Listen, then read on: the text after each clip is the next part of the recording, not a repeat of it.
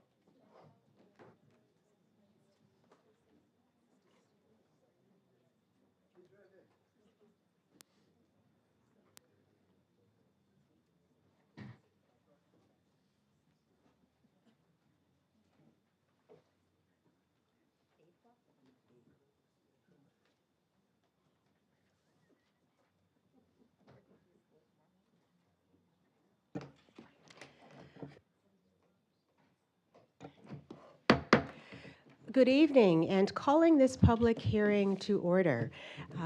It is Wednesday. Today's date is March the 26th. Thank you so very much, and glad that we are here. But let us first begin with a roll call, please, Charlotte. Mr. Gagnon? Present. Mr. Goldman? Here. Dr. Harris? Here. Ms. Miramon? Here. Mrs. Nezarella? Dr. Thomas Farquharson? Here. Mrs. Yagaloff? Present. Thank you very much. So once again, this is our public hearing. This is an opportunity to hear from you your thoughts, your questions, your suggestions regarding the proposed budget for the school year 2025-2026. So again, this public hearing is with respect to the proposed school budget. We very much look forward to hearing your thoughts, your questions, your suggestions, and your concerns. Each individual is allowed 3 minutes to speak. We ask when you go to the podium to please share your name and your town of residence. Please also be mindful of Charlotte, who will hold up a yellow card when you have 1 minute remaining in your time. And when your time is expired, you will see a red card. We ask for you please to conclude your sentence and respectfully take your seat at that time.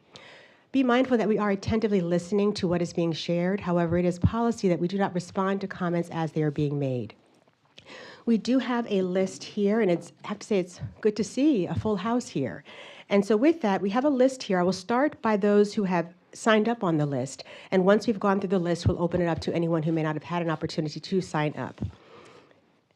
Let us first begin with Annabelle Brooks. And I will say, as Annabelle comes to the podium, any names that I may mispronounce, please, I do apologize in advance.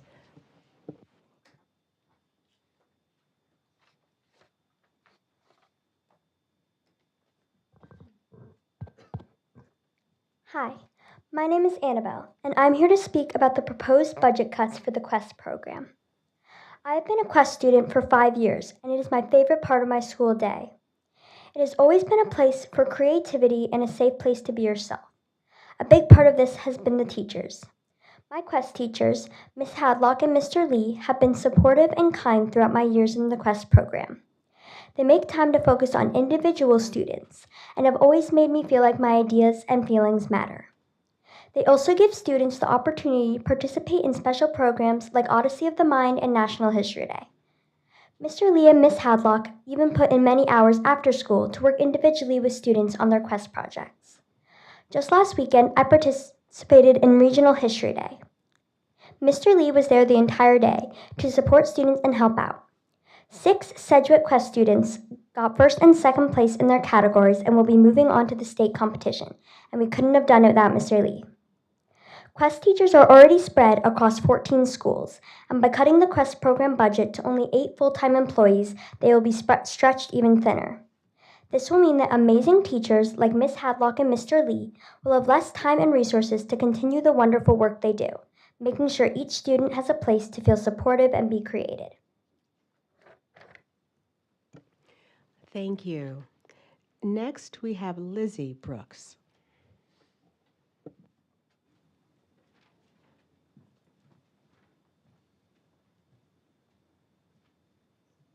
Hi, I'm Lizzie Brooks. I live in West Hartford. And as a parent and an educator, I'm here to advocate strongly against the reduction of elementary teaching positions proposed in the budget for next school year. While these cuts are spread across the district, I want to specifically address how they will impact our most vulnerable students and compromise their access to the high-quality education the district promises to provide. I am speaking about the current 3rd grade at Charter Oak.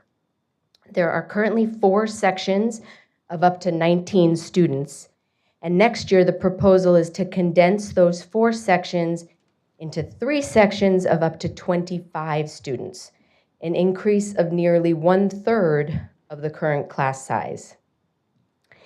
This dramatic increase in class size would have negative consequences in any educational environment, but this would be especially detrimental for this particular group of students.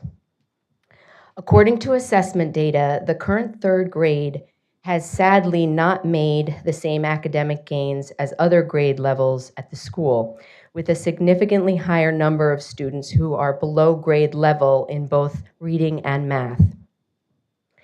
In addition to the higher level of academic need, this is also the grade of students who experienced a tragic and traumatic loss of one of their classmates in kindergarten, which has undoubtedly exacerbated their social and emotional needs as well.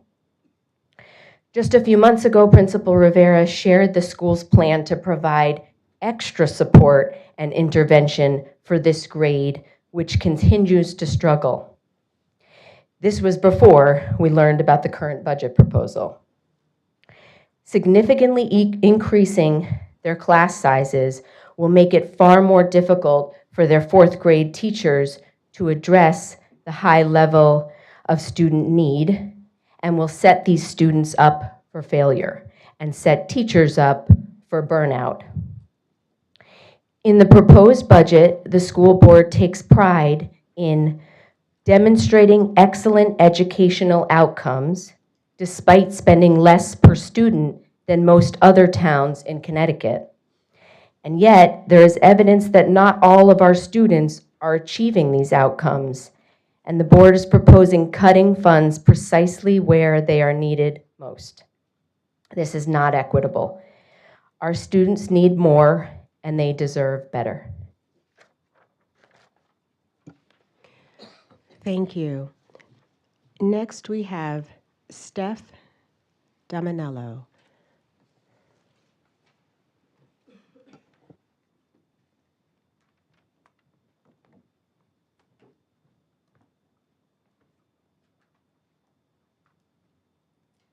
Hi, my name is Stephanie Dominello, and I live in West Hartford. I have three children at Duffy this year, and my 4th child will be entering kindergarten next year. Thank you for providing this opportunity to voice our concerns over the proposed budget. I am here to advocate on behalf of our amazing West Hartford elementary school teachers. I worry that the proposed budget will overburden our teachers due to large class sizes, cuts to special ed resource teacher positions, and cuts to enrichment programs in the classroom. I'd like to say thank you, Mr. Vicinas, for your email on class sizes. I think you'll find my comments are still relevant. At Duffy, we once again have the highest class size average in the district at 22 students per class.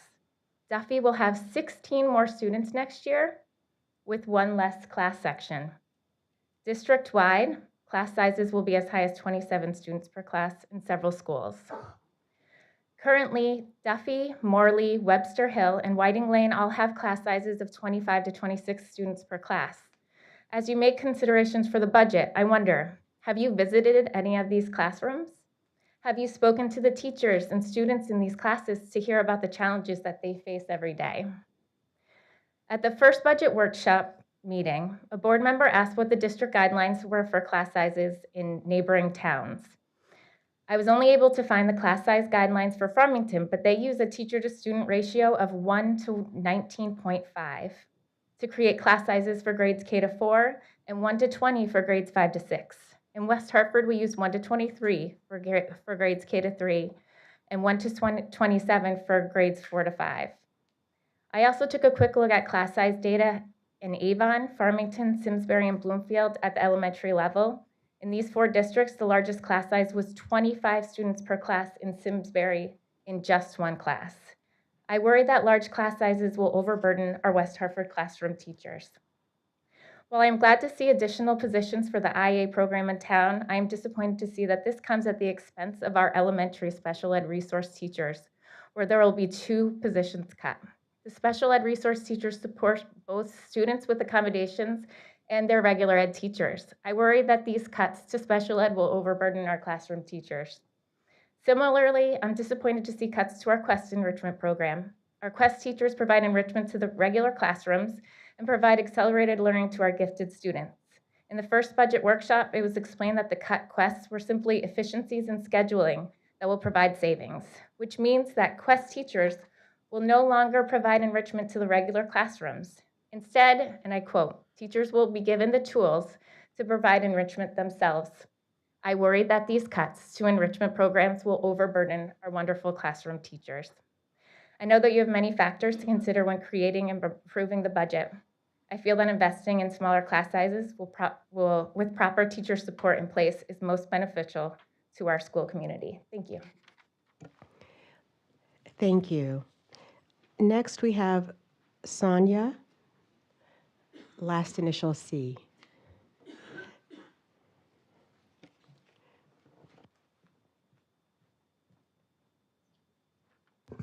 Thank you. It's Sonia Chaudhry. I can barely say it. Thank you for this opportunity to speak, and I'm very grateful for all the educators in the room. You truly have my heartfelt appreciation for your jobs and service and continuing it during this difficult time. I don't know anything about education. I don't want to. My head is full. But the end result, I can tell, is amazing. My son is also enjoying the Quest program. And even my daughter, who is not yet in 4th grade to enjoy the program, she enjoyed it by Mrs. Hadlock visiting the classrooms, providing early differentiation, Mrs. Highland meeting with Mrs. Hadlock to get the resources to provide that early differentiation. And that has meant the world to us. They also received excellent education at Brayburn. So I have the experience of the multiple West Hartford schools being amazing. And they do this despite the demands on them by many and even a majority of kids needing extra care and individualized plans, which are also important. And I know they provide this outcome by pouring everything they have into it, and maybe some things they don't have to spare. So I don't know about education, but I do know about medicine, and I know about constantly being asked to do more with less and expecting better outcomes and asking the impossible. And I think that's what increasing the class sizes are doing, and also reallocating the Quest teachers' time. And I know about the moral injury that accompanies that, and a shortage of skilled workforce that is impossible to produce once it is lost. And I love the saying, an ounce of prevention is worth more than a pound of cure. It is more efficient to keep and increase the budget and our staff rather than losing the workforce or hiring temporary staff or having kids not reach their full potential and maybe even needing more services that are very costly because the baseline service is not able to be provided and the attention they're able to receive has fallen due to asking educators to do the impossible, which they are already doing. So again, thank you for everything and thank you for your consideration. Thank you.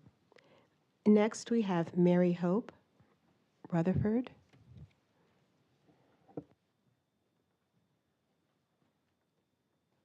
Hi, my name is Mary Hope Rutherford. I live in West Hartford. And first, I'd just like to say thank you. We're so lucky. So let me just start with gratitude. I love our schools. Having said that, I'm here to protest the proposed budget cuts, specifically as they apply to teacher reductions. I'll start with what my son Alistair told me, which about Quest specifically. He said, I think Quest is important because it gives those who think differently a break from the traditional school day. Quest and Math Quest are the two things I look most forward to during a school day.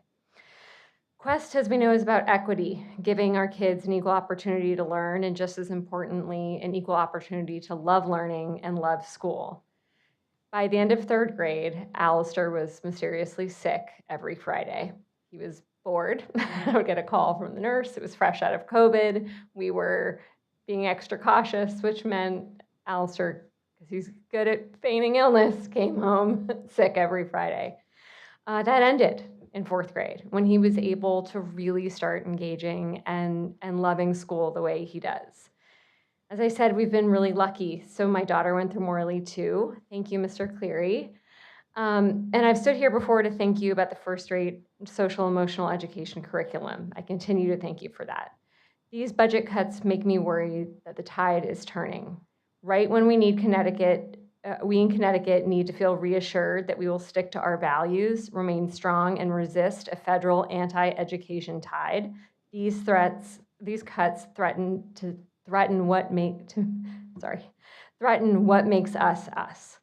And it's not just Quest. The proposed class sizes are pushing our teachers too hard. I've already watched my son's remarkable fifth grade teacher burn herself out trying to provide the same rich education for him in a class of 26 that she was able to provide to my daughter in a class of 21. Please do not burden our incredible Morley fifth grade teachers with outrageous class sizes. That same fifth grade would go up to 27, one of the biggest class sizes in the district. And please don't stretch our wonderful Quest teachers any thinner. Thank you so much.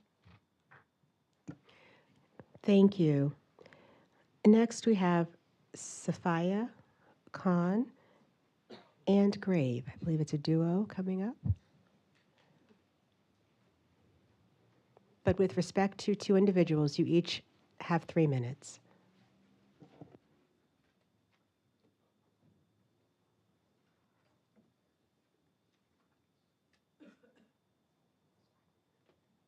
Hello, my name is Sophia Khan. My name is Grace, and we are both 6th grade Quest students in West Hartford. It has helped us. We enjoy Quest deeply. It has helped us improve in many aspects, researching and putting the information into projects. The first part of our speech will be said by the amazing Grace. I have been in Quest since 5th grade, and I got in because of my art and creative writing skills, and it helps me and other students embrace their creativity and express themselves through art, writing, building, and performing. Losing one teacher would massively affect the entire Quest program. I look forward to Quest. Without it, school would not be the same. Quest also gives the student freedom to choose what they want to do. The project subject is not chosen for them, leading them to make decisions for themselves, unlike sometimes in classrooms. Quest also lets students choose if they want to do art, building, performing, or writing for any of their projects, leading to total freedom of choice. Quest is amazing, but having an amazing teacher makes Quest even better. And without even one of the teachers work as a Quest teacher, kids will be sad and Quest will be less amazing, and it would put a higher burden on the teachers. Thank you. Now, Sophia. Hello. Quest is very important for me. I have been in the Quest program since 4th grade. It has helped me learn, think, and do. Quest is an accelerated program that accepts gifted students no matter their race, wealth status, or cultural background. And I think that's great. There's no discrimination in helping students learn. Not only does Quest build academic success, it also improves social and emotional learning, which may not seem as important, but we use these skills in everyday life. While I am speaking to you all, I feel nervous, of course, but I still was able to build up the courage to speak up. Grace is my best friend because of those skills. She's also a very good best friend because I forced her to do this with me, like the good best friend I am. I have a question for you all. Raise your hand if you ever had to do all the work in a group project. Quest helps reduce that happening. Quest teaches teamwork and peer collaboration and not making one student do all the work while the rest relax. Quest is amazing. I thoroughly enjoy it.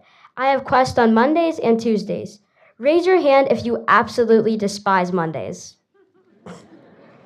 I hate Mondays, and who doesn't? But you know what makes my Mondays way better? Quest. Without it, I feel like not getting out of bed in the morning. It makes students more excited and motivated to go to school. According to the budget cut, we will be losing one Quest teacher. Some teachers would have to work at multiple schools. Mr. Lee is my Quest teacher. Already, he works at 2 schools, Sedgwick and Braeburn. This would lead to teachers overworking and having to spend less time with their Quest kids. Quest teachers already work so hard. They would not be able to juggle many classes without having to cut fun and important subjects and trips out of Quest, like helping projects and field trips. And that concludes our speech. I hope you learned how Quest is important to us and how losing one teacher would affect the delicate and perfect balance of Quest. Thank you for your time. Thank you both. Next, we have Jen Laurie.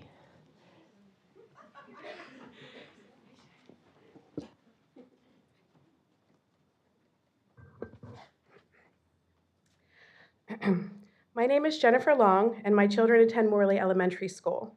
Thank you for your time tonight. Morley is a small, unair-conditioned school with an IB program that is under-resourced.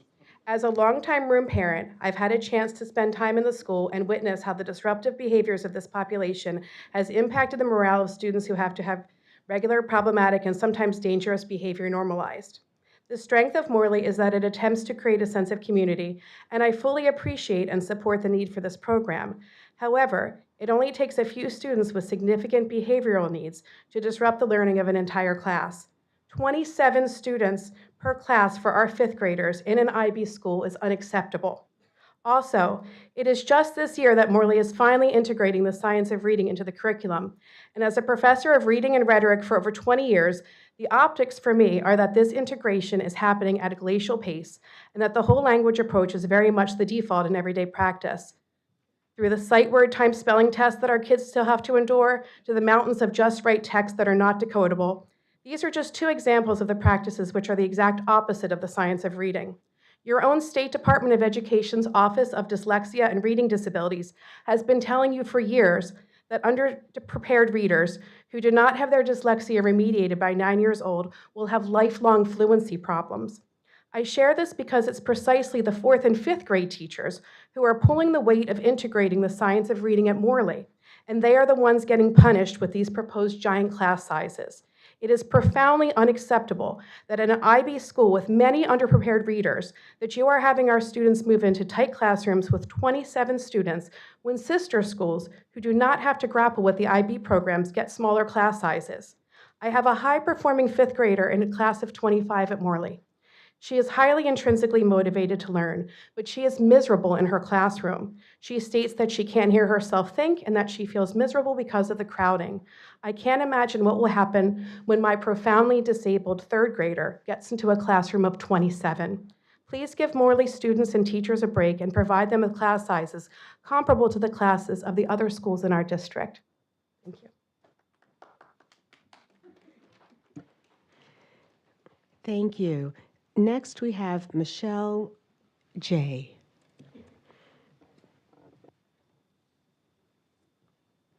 Again, please, I apologize for not wanting to mispronounce anyone's name. Oh, it's okay.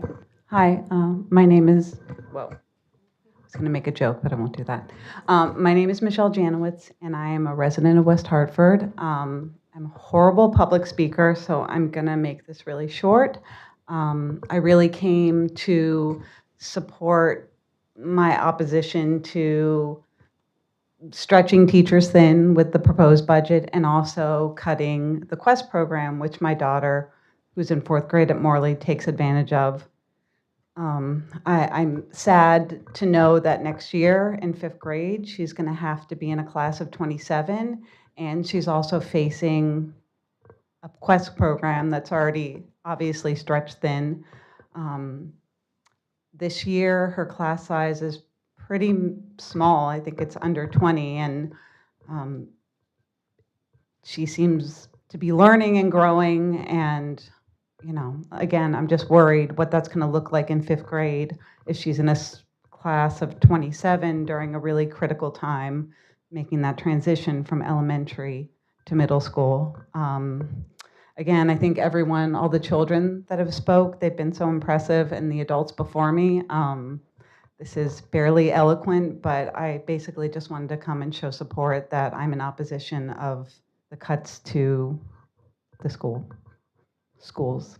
See, I told you I can't speak publicly. I'm actually a writer. So public speaking is not my jam. Sorry, but I'm just here to support everyone. Thank you. Next, we have John Lyons.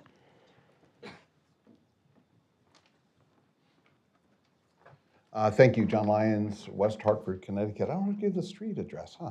I always thought I'd give the street address, but anyway, I'm going to go off comments a little bit here because a couple of thoughts have popped into my mind watching all these great speakers. I do want to take a moment to thank the administration and the unpaid volunteers of the Board of Education.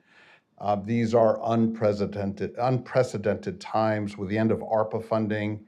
Wage increases incurred that were rightfully earned by educators, and state budget shortfalls, and I'm going to go off on a tangent on that in a second. West Hartford is facing a budget shortfall, the likes of which we haven't seen in several years, 6, 8, 10 years. Talking about the state shortfall, watching particularly the kids speak, I mean, I just think it's so cool. All the parents are out here, they're so passionate, and I agree with everything they're saying. My kids went through the West Hartford school system, and there were times when we faced similar concerns, and I spoke before, many generations ago, Board of Ed with the same concerns. You have a voice, and you're showing it tonight. But the ones that really pull at my heartstrings are the kids, listening to the kids speak. So I want to encourage all of the parents and the kids to write your state representatives, write your senator, and write the governor. They listen, and they especially listen to the kids and ask them to help with this budget shortfall. They're capable of doing it, but you got to let them know now. It's a great way for the kids to learn, and it's a great way to have your voice heard at the state level, because we are, I don't want to speak for the board, I apologize. The town is facing this a big part because of state cuts or shortages in state spending when the money is possibly there. Many communities, I go off tangent one more time. I spent today making some calls, calling some friends around the state, and I ran into 2 towns. I don't want to say the towns but where they're actually laying off, not just not hiring vacancies, but actually laying off non-tenured teachers and laying off paras, which killed me. I mean, that's just awful when you hear about paras getting laid off. I have a dear friend of mine who was laid off from her job 2 weeks ago because of these cuts. So many communities are facing huge layoffs, state funding shortfalls, class sizes nearing 30 kids per class, even in grade school, other communities. And while I know things aren't ideal here in West Hartford, I commend the administration and the Board of Ed for really working hard to try to do what they can to help this situation. And to the Board of Education, I just want to further salute you for doing this as unpaid volunteers and solely for the betterment of our town. I know this isn't easy, and I know this is really rough this year. And my heart goes out to all of you guys. Thank you for your time and effort in helping West Hartford be the top-rated town it is, and keep reaching out to our state senator, our state legislatures, and the governors. Everybody, please. That's the way we can make progress on this. Thanks, everyone. Thank you. Thank you. Next, we have Harper Lynch and Cara Loveland. Another duo.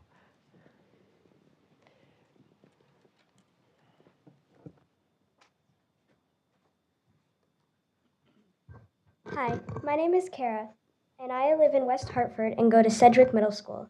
I have been in Quest since 4th grade and participated in Odyssey of the Mind in 5th grade. Quest gave me the most amazing experiences ever. I do not know what I would do without Quest.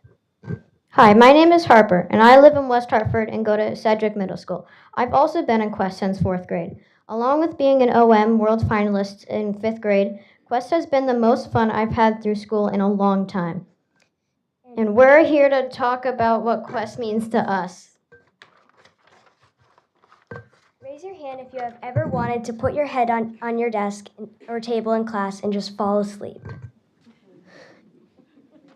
Well, Quest makes you want to wake up in the morning, and no one is bored in Quest. Because we are too busy Brainstorming ideas, thinking out loud creating designs, and building way more. but Quest is more. Quest is a place where everyone looks forward to. Everyone is a whole new person in Quest. Quest gave us an opportunity to go places where we would have never imagined, like Iowa. In a world of endless possibilities. Quest taught us that when there are challenges, you still push through and to do your best with what you have. We understand that it may be necessary to cut parts of Quest, but for the students in Quest, it's like taking away a pot of gold. Or a hot glue guns. Some people may think that Quest is just another class where we just do a lot of extra projects, but Quest is more. Quest is that, but Quest is also a place where ideas are born and where people learn to go.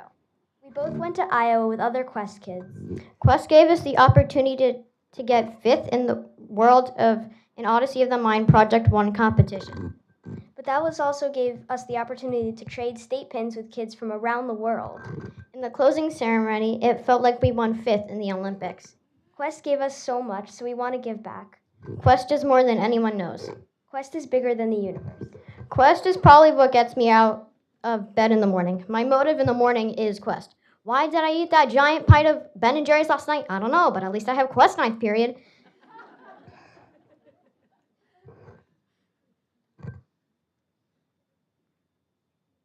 What I'm trying to say is Quest has been so fun. It would be so unfortunate that the kids that do Quest can't have as much fun as we did because of budget cuts.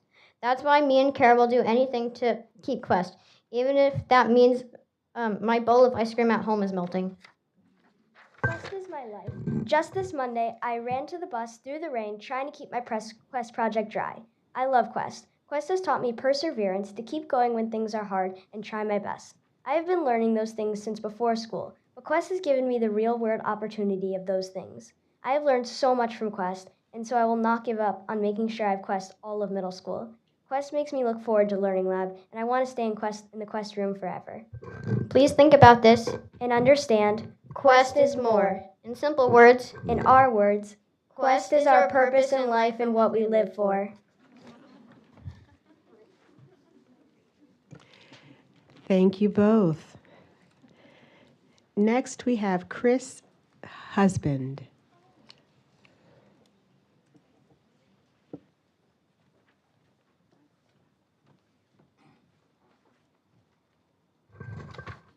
Hi, good evening. Thank you. Chris Husband from West Hartford. Just want to get in front of you today to speak both in support of the Quest program. I have 3 children, all in Morley, a 5th grader, a 3rd grader, and a 2nd grader. Very fortunate our 5th grader is currently enjoying the Quest program.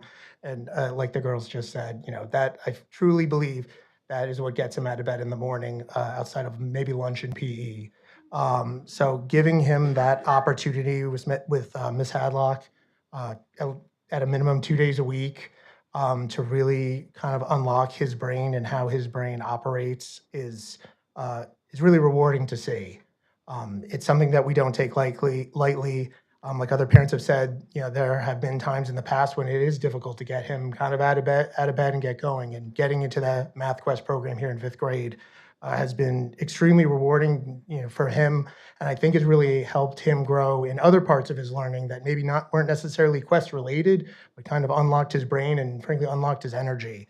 So hearing that the enrichment programs, which are mostly for the 3rd and 4th graders, which my 3rd grader loves, and the fact that that's brought into their classrooms and frankly brought in from maybe a face they're not as familiar with if they're not necessarily in the Quest program, I think is great exposure and also allows those kids to see things maybe they wouldn't think of, and also frankly gives their regular teachers, who are already, as we can see by the classroom sizes, really stretched, gives them a breather to allow the children of their classroom to be taught by someone else for just even just a few minutes with something that's really engaging and really interesting. So I'm very disappointed to see what's happening here with the budget with regards to Quest. And then just secondarily, looking, having 3 kids in Morley, seeing that we currently have 17 sections this school year. Looking at what we were projected for next year, we're looking at 16. So the fact that we are losing a section, but then also having, as others have mentioned, some of the biggest class sizes within the district at 27, projected 27 for our 5th grade, which is basically having all the kids who are here for this school year plus 1, which is perfectly reasonable. It just doesn't totally jive with me. It doesn't make any sense. It doesn't make sense that we're going from having 3 4th grade classrooms and 2 5th grade classrooms in this current school year, then down to 2 each. It concerns me that we are potentially then losing a very capable and respected member of our staff. The 4th and 5th grade teachers are fantastic. The 5th grade teachers, again, this year with the amount of students they have gone totally above and beyond. And those 4th grade teachers, if you look at the size of the Quest program within Morley, it is a credit to them, especially at the 5th grade level. It is a credit to them and the hard work that they are doing. So the idea that one of them could possibly be lost to these budget cuts, I find reprehensible. So I really appreciate the time for you all. So thank you all very much, and thanks. Thank you. Next, we have Crystal Gabriel. Crystal G.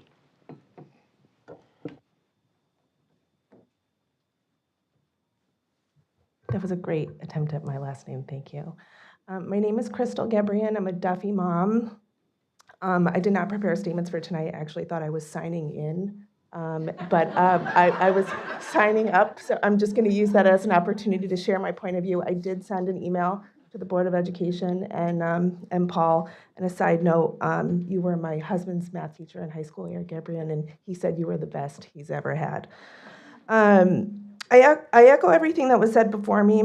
In short, I don't think the budget cuts and proposed class sizes are commensurate with the high standards and expectations of this town, and I don't think they set us up for continued success. Specifically, I'm here to express concern about the large difference in class sizes for the same grade between schools in the district. My son is a kindergartner at Duffy and will be a 1st grader next year. As it's proposed, he'll be in a class with 22 students, whereas friends at Bugby and Walcott will enjoy class sizes of 15 to 16. That's almost a 50% increase in the difference between those class sizes, 50%. These ratio discrepancies will likely continue throughout his elementary school years. I can't help but think of the difference in learning growth and development that these students will see. A couple questions, I'll keep it short. Why is such a difference between class sizes between schools allowed? And have flex neighborhoods been considered to address the large difference in class sizes? Thank you.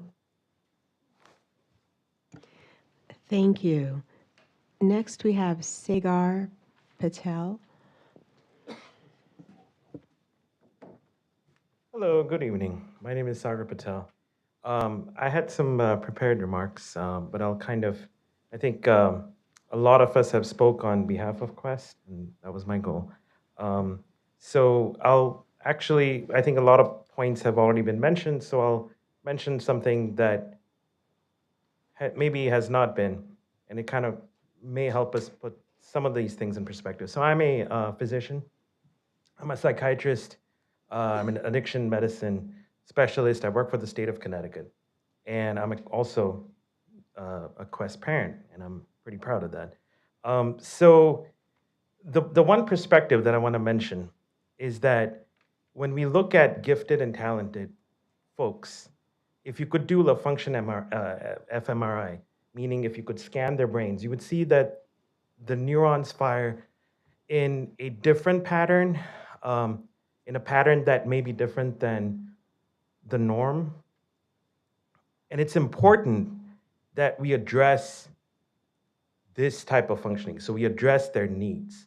Okay, so it's, we think of gifted and talented as something that maybe is beneficial, but it can actually be a problem if it's not appropriately addressed. And it can cause problems with addiction, for example, and there's some data on this later on in life. So it is very imperative that we really pay attention to the to the subject of funding Quest adequately.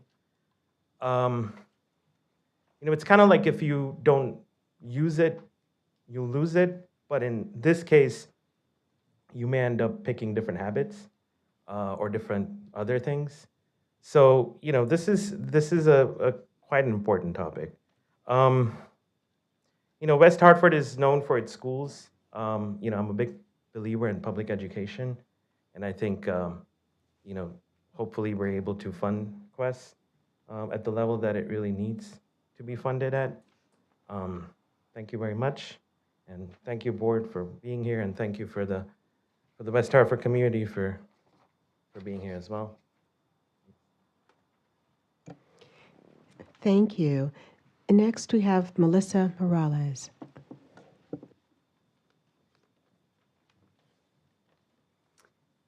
Good evening. Thank you for giving us, me and my husband, the time to speak to you today.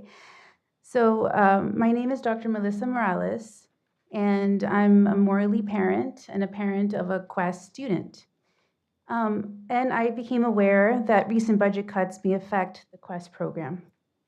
And of course, I wanted to show my wholehearted support to the program and to share our story with you. So my son was in 3rd grade when I knew something was horribly wrong.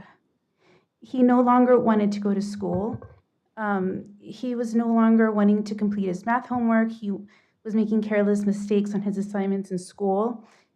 2 years prior, my son had participated in virtual learning at 1st grade as a 1st grader due to the COVID pandemic. And my husband and I supplemented his learning according to his interests and his ability level. I observed his voracious appetite for knowledge and his amazing curiosity. His reading ability and math skills were at least 2 grades above his grade level. 2nd grade was spent adjusting to an in-person masked classroom, and he did well. But then he started 3rd grade. There was a noticeable stall in his enthusiasm towards school, which deeply saddened me. What had occurred?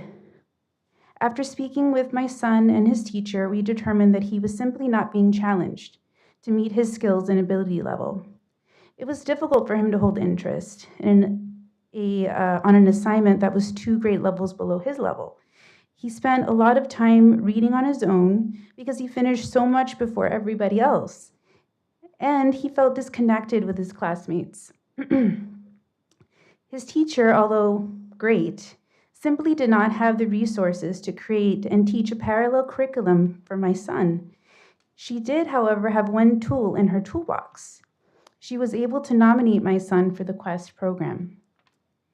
My son is now in the Quest and Math Quest program. In the evening, when I ask him what his favorite part of the day is, he always, without fail, says Quest. His curiosity and his enthusiasm for school has returned. He thoroughly enjoys working in collaboration with other students in the program to develop his critical thinking and problem-solving skills. All students in the West Hartford Public School System deserve to be educated according to their skill level and their ability. The educational needs of the 503 children who take part in the Quest program should not be disregarded. Reducing funding to this program would, no doubt, reduce the quality of the program and may affect its execution. I sincerely hope that you will reconsider reducing funding to this wonderful program. Thank you. Thank you. Next, we have Jeff K.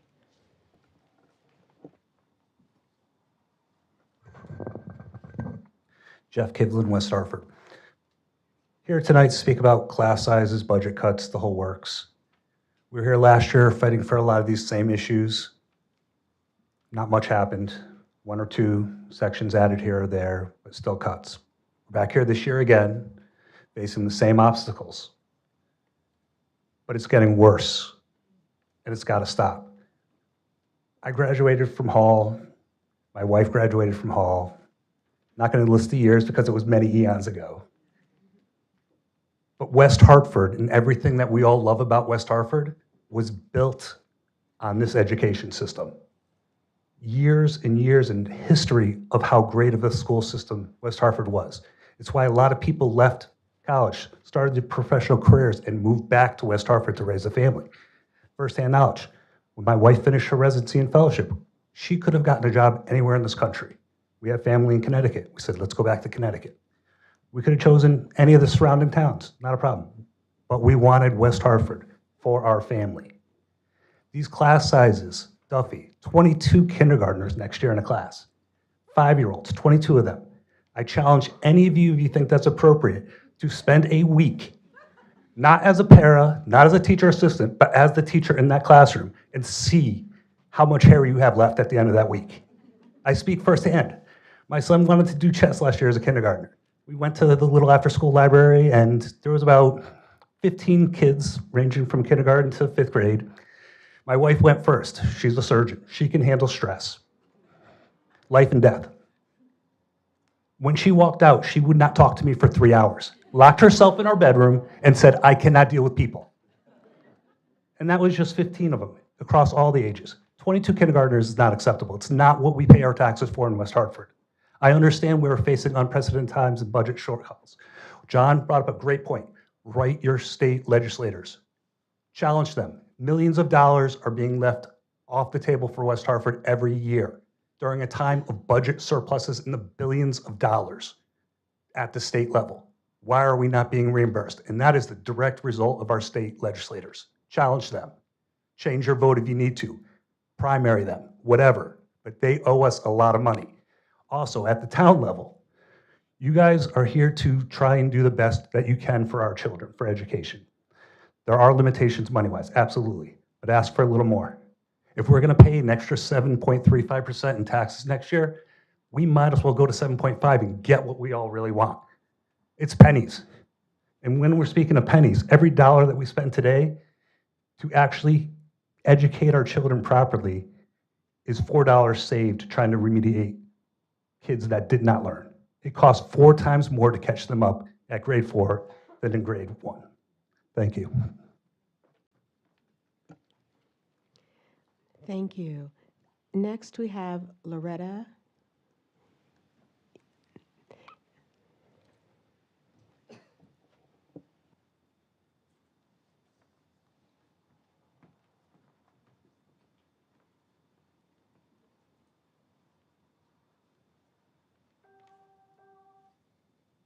Hi. I'm here in support of the Quest program. My name is Loretta Young-Wers. I'm a West Hartford mom of a Bristow 6th grader in Quest. I know money doesn't grow on trees, and there are limits to how far you can stretch a dollar, but I want to make sure that in your budget considerations, Quest is considered necessary, and to ask you not to cut any further Quest positions, because the Quest program is a solution to the learning issues that gifted and talented children have, which is as necessary as any other individualized accommodation. Before my family moved here a few years ago, my daughter was at a magnet school with no such program. She was frustrated with the school and unable to reach her potential, but not anymore. Quest has been a remarkable program for her. I hope you will consider all Quest positions to be necessary positions and not make any further cuts. Thank you. Thank you. Next, we have Kate Eckel.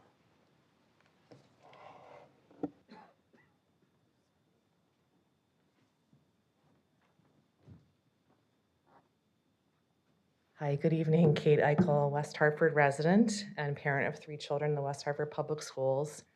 I'm here also at the budget cuts and echoing a lot of the statements that I've made already.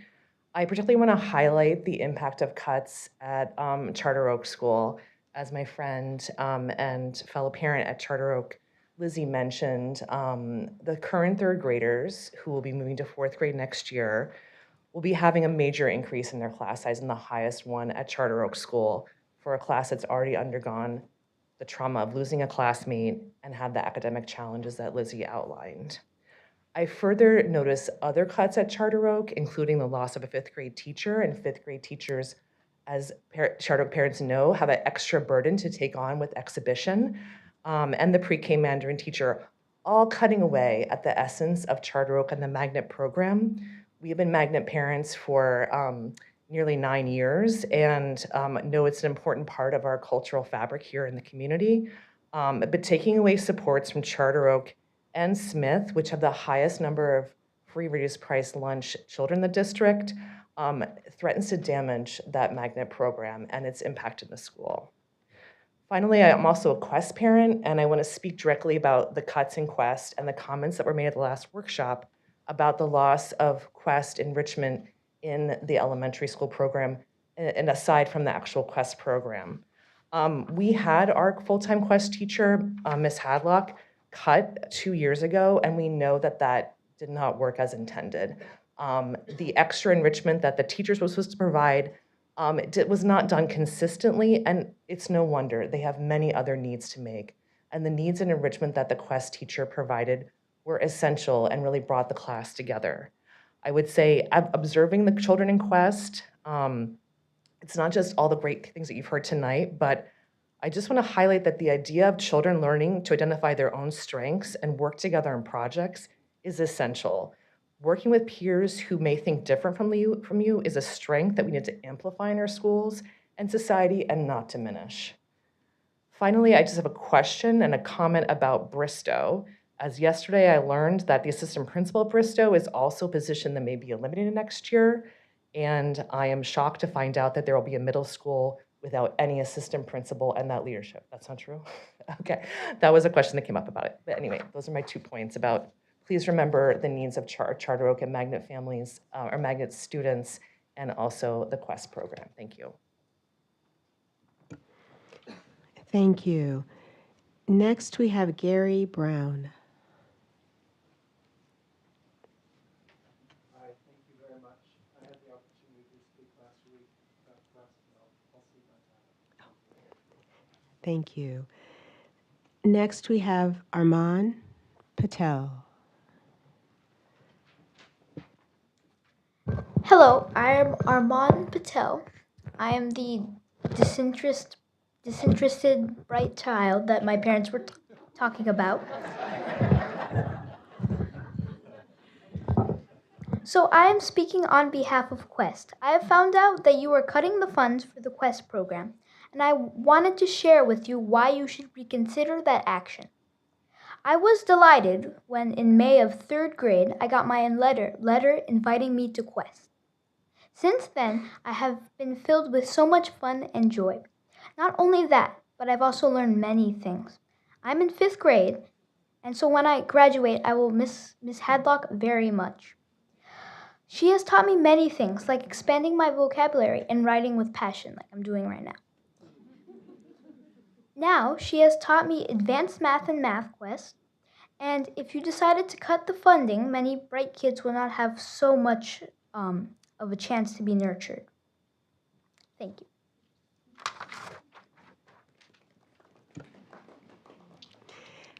Thank you. Next, we have Lindsay English and Tyler Anderson. Is it a duo or is... I thought we had to sign both of us in. Sorry. That's all right. So it's just me. Good evening. My name is Lindsay English, and I have spent the last 14 years as an elementary school educator. But tonight, I'm not speaking as an educator. I'm here as a mom. My own child, a 3rd grader at Morley, will be directly impacted by the decisions made in this room, and I'm hoping that we do not take a step backwards when it comes to our children's education. Right now at Morley, in 3rd grade, class sizes are manageable, and that really does make a difference. Teachers can give students the attention they need. Struggling learners can get the support they deserve. Classrooms are places of engagement and connection. But if class sizes increase, that will change dramatically. I know firsthand what happens when classrooms become overcrowded. Students fall through the cracks, behavioral issues rise, learning suffers. No matter how skilled or dedicated a teacher is, there's really a limit to how many students they can effectively support in a large class. In the communities that I've worked in, students are already facing significant challenges, which are compounded by the 2 large class sizes they're in. Increasing class sizes here in West Hartford will have the same effect and make it so much harder for children to succeed. As a mom, I just can't accept that my child and any child in this district should have to struggle because we chose to ignore what we know works. We have the chance to protect what's right for our kids. We have the opportunity to ensure they continue to receive the individualized attention they need with high quality instruction here in West Hartford. Please do not undo this progress that we have made. Our kids are not just numbers, they're the future, and we should really fight for them. Thank you. Thank you. Next, we have Martin Sylvie.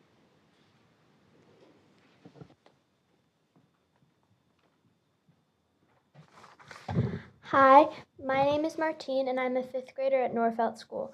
I've been a Quest student since 4th grade. I participate in Quest, Math Quest, and Art Quest at Norfelt. And I don't know why you would want to cut its budget. I knew from the second I stepped into the Quest room for the first time, I knew this is where I belonged. And from that day on, every day was an adventure. From building challenges to poems to performing to Type 3 projects, everything was fresh and new and interesting. Finally, a time where me and my peers could show off our talents and be creative and imaginative. We could dig deeper. My teacher, Mrs. Corsi, is supportive and awesome. She works at 2 schools and is 100% there for every single one of her students. She keeps us challenged and meets us where we are. Our small class is a big advantage to getting work done. All of the Quest teachers work so hard switching from school to school each week. It wouldn't be fair for them or to their students to have them stretched even thinner. Ask any Quest student and they will say that they love the program and their teacher. It's not fair to cut Quest budget. And I'm not going to pout and say it's not fair, but let me tell you what would happen if we did not have Quest. Gifted and smart kids would get really bored in class and then antsy and they would perhaps act up. And I just think that trimming the funds for Quest is trimming the funds for gifted, curious kids and their enrichment in school. Thank you. Next, we have Carol. I noticed you stopped before my name. Hi, my name is Carol Otipka. I am a West Hartford mom. That was my daughter. And I'm here to support the Quest program and the impressive Quest teachers. I'm sort of a little emotional when I heard her talking, so I apologize.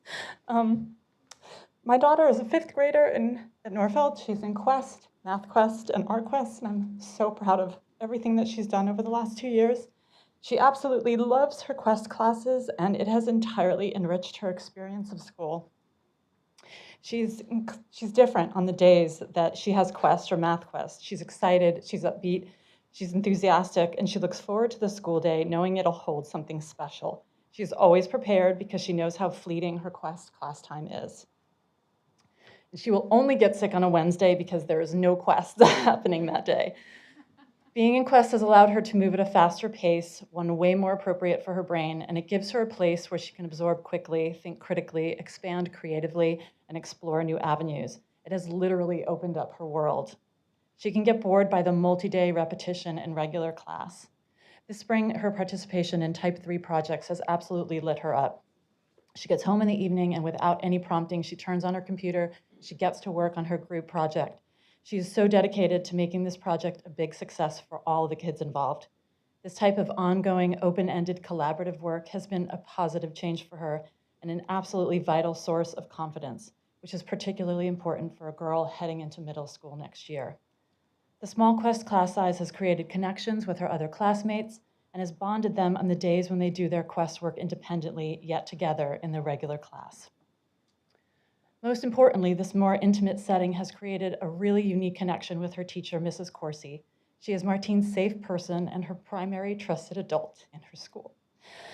For my daughter, that bond and connection has been integral to her learning. And in order to create those types of relationships, teachers need to be in the schools with regularity. And at this point, she's only there 3 days. Much of the unique value of Quest will be lost if the budget is cut and class sizes swell or class meetings are reduced to fewer times per week. I've noticed a big difference this year when her 5th grade Quest class doubled. She felt that students were more scattered, less connected, and just less focused overall. In my opinion, as a Quest parent, this program is vital to my daughter's needs. It is a time for her to understand how to approach her learning with depth and breadth. It's the time to imagine her future as a high school or college student and see herself as a scholar. It would be a deep cut to the quality of West Hartford schools and its students if its budget were cut. Thank you for your time. Thank you. That is all who we have who've signed up on the list. However, we'll ask if there's anyone in the audience who cares to make a public comment. Yes, again, please come to the podium and share your name and town of residence.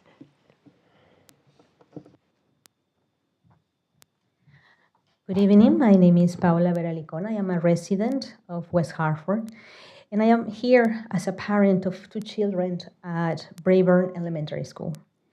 My son Jack currently is in 3rd grade, and he will be entering 4th grade next year. One of the grades facing the most severe impacts under the proposed 2025-26 budget. This proposal doesn't just worry me, it keeps me up at night. Next year, Jack's class is expected to grow from 18 students to 27. That's a 50% increase. And while that might just look like a number on a paper, we parents know these aren't numbers, they are children. Each one of them with their own learning pace, emotional needs, and social challenges. That kind of increase stretches our teachers thin, limits their ability to teach effectively, and increases the likelihood that struggling students will fall through the cracks.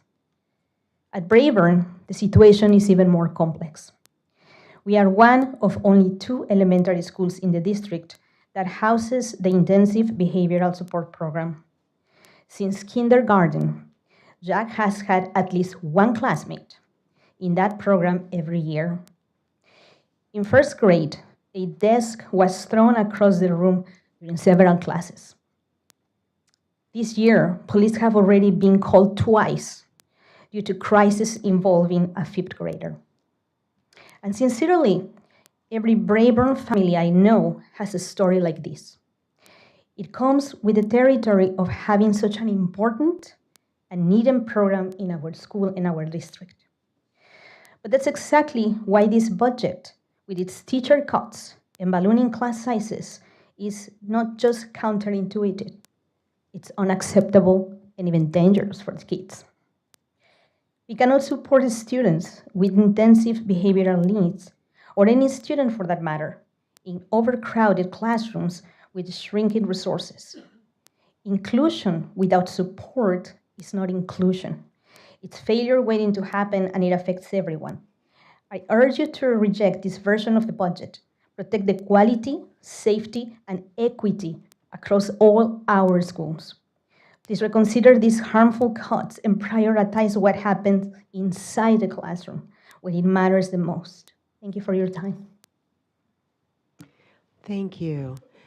I saw a hand. Yes, please.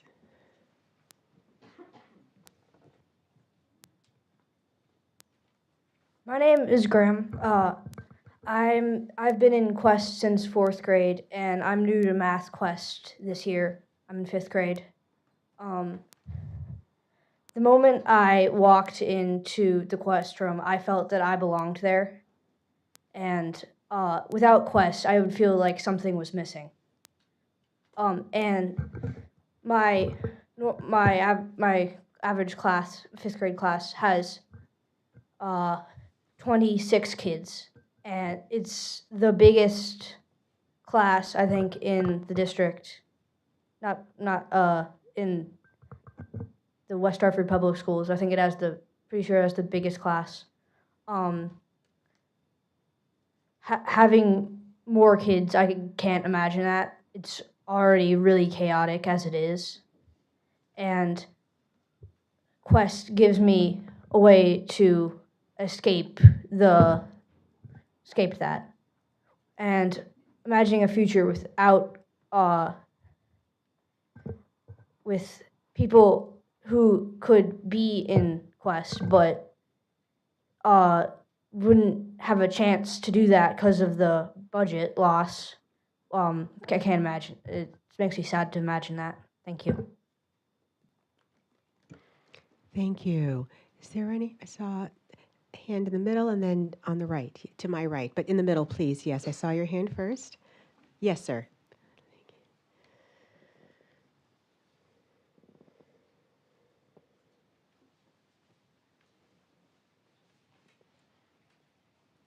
Thank you. Good evening. I'm Mike Lynch from West Hartford. I was just peer pressured into doing this by my daughter, who is Harper, who spoke earlier, and she does actually consume almost a pint of Ben & Jerry's every night.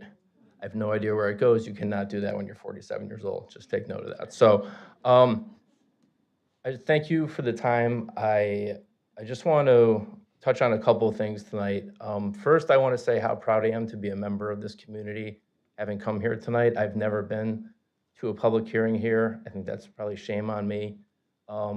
But it's amazing to see everybody come out, to see the children come out and to participate in this process in such a civil way.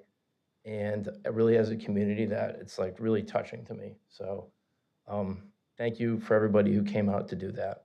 I also want to say, obviously, as a Quest parent, how much that program has meant to my child, my family, the interaction with Ms. Hadlock, the opportunity to go to Iowa, where I've never been, so I could see how that would be a big deal. And what that provides the children of West Hartford is really incredible. I also want to say, full disclosure, on a personal note, I have known Mr. Vicinas for many years. I've had the honor of serving with him. I've trusted him with my life. I trust him implicitly.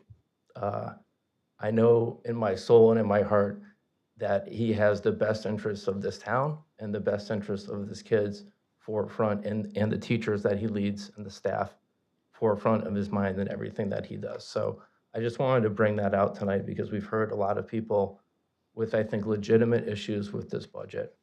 But I want to thank you for your leadership, Mr. Vicinas, and to the school board for the time you take volunteering.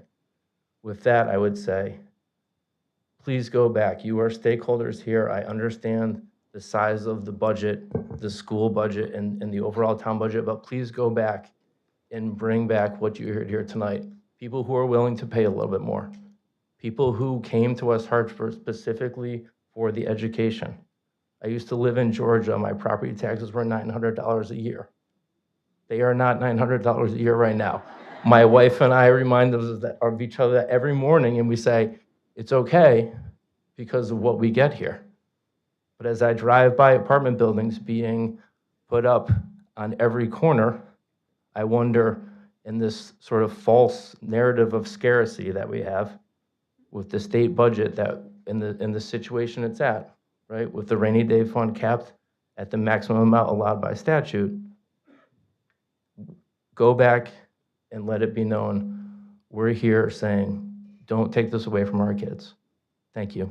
Thanks for your leadership. Thank you. Yes, please.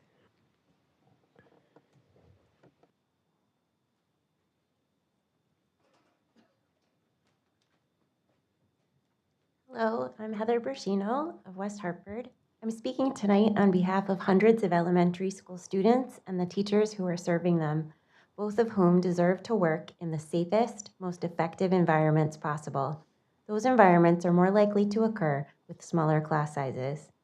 In the March 12th board meeting, it was noted that maximum class sizes were decided by the West Hartford Board of Education a decade ago. Take a moment and consider the last 10 years. Have you noticed a difference in student language, actions, safety, academic or emotional needs? I'm certain you have, and I can tell you, having experienced them in school, that class size matters. In some classes, anywhere from a third to a half of the children we serve receive specialized support, whether through instruction in a 504, a behavior plan, ESOL, or an IEP. While students do have services provided to them through push-in and pull-out instruction, the teacher must differentiate for, support, challenge, and de-escalate emotional situations the rest of the day, alone. Smaller class sizes are a must for meeting these needs as well as the teacher's needs. Data is central to our work as teachers. Just last week in professional development, we continued our study of the science of reading, which focuses on data-driven shifts that we've made in reading instruction. And in today's PLC, we talked about building thinking classrooms in math, using a different model than we did even a few years ago. Data leads to change, and it should lead to guideline shifts too. I reviewed several different studies between 2010 and 2020 that confirm research that smaller class sizes have a positive or significantly positive impact on student achievement. One in 2020 noted that teachers in smaller classes reported feeling better able to manage students and offer more individualized support. To that end, let's consider the impact of 5 fewer students using a revised guideline. 5 fewer students in a classroom means a quieter class in which students have an easier time focusing, a close-knit community where all students can fit comfortably on the rug for morning meeting, an entire group for reading and math, a whole pod of desks that can be removed to allow for freedom in movement, group work, and more space to create the very needed calm down corner, more one-on-one time and increased feedback. For teachers, it means more one-on-one time with students, building relationships, individual materials instead of having to share with colleagues, less overwhelm, fewer hours in SST meetings, at least 5 hours fewer during conference time, and we can't even guess how many by way of each day grading, planning, communicating, and preparing report cards. Based on the data that these studies shows, as well as the experiences noted above, it is clear that class sizes and their policy from 10 years ago does not meet the needs of the students today. This requires an urgent conversation about changing class guidelines, and it is an urgent matter. Thank you. Thank you. Yes.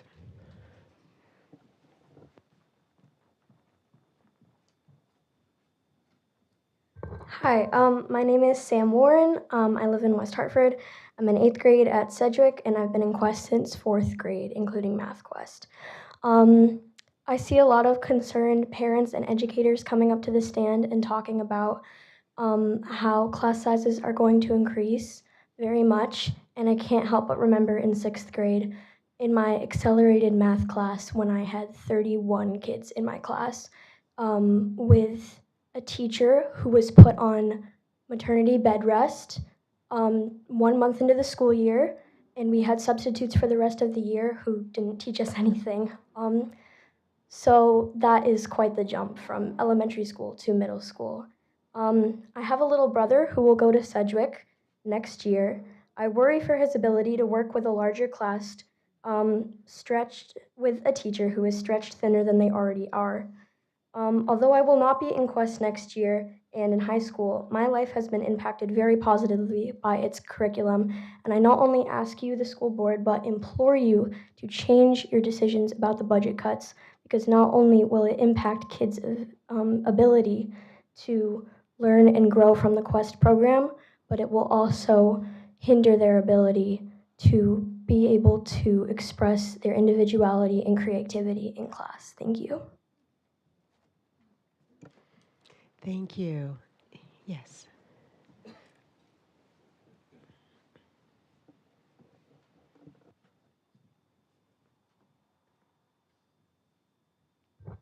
Hi, my name is Jackie.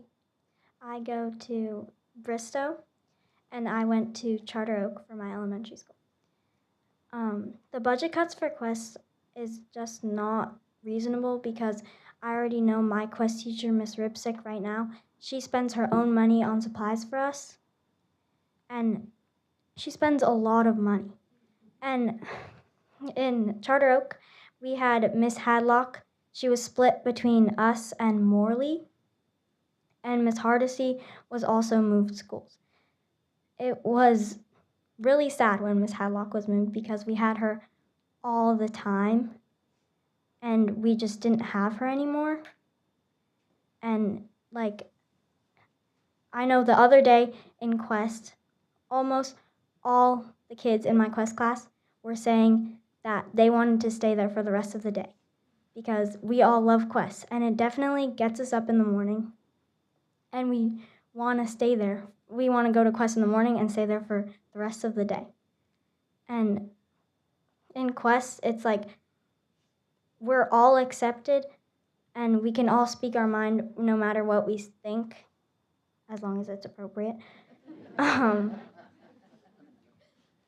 And today I was gonna go to Quest for a learning lab until I found out I had to go to choir. But I love choir, but Quest is just like where we're all free and we get to do whatever we want for our projects and work on whatever we want, as long as it's like schoolwork. But it's really fun, and I don't think you guys should cut the budget because our teachers are already stretched really thin. So thank you. Thank you. Yes.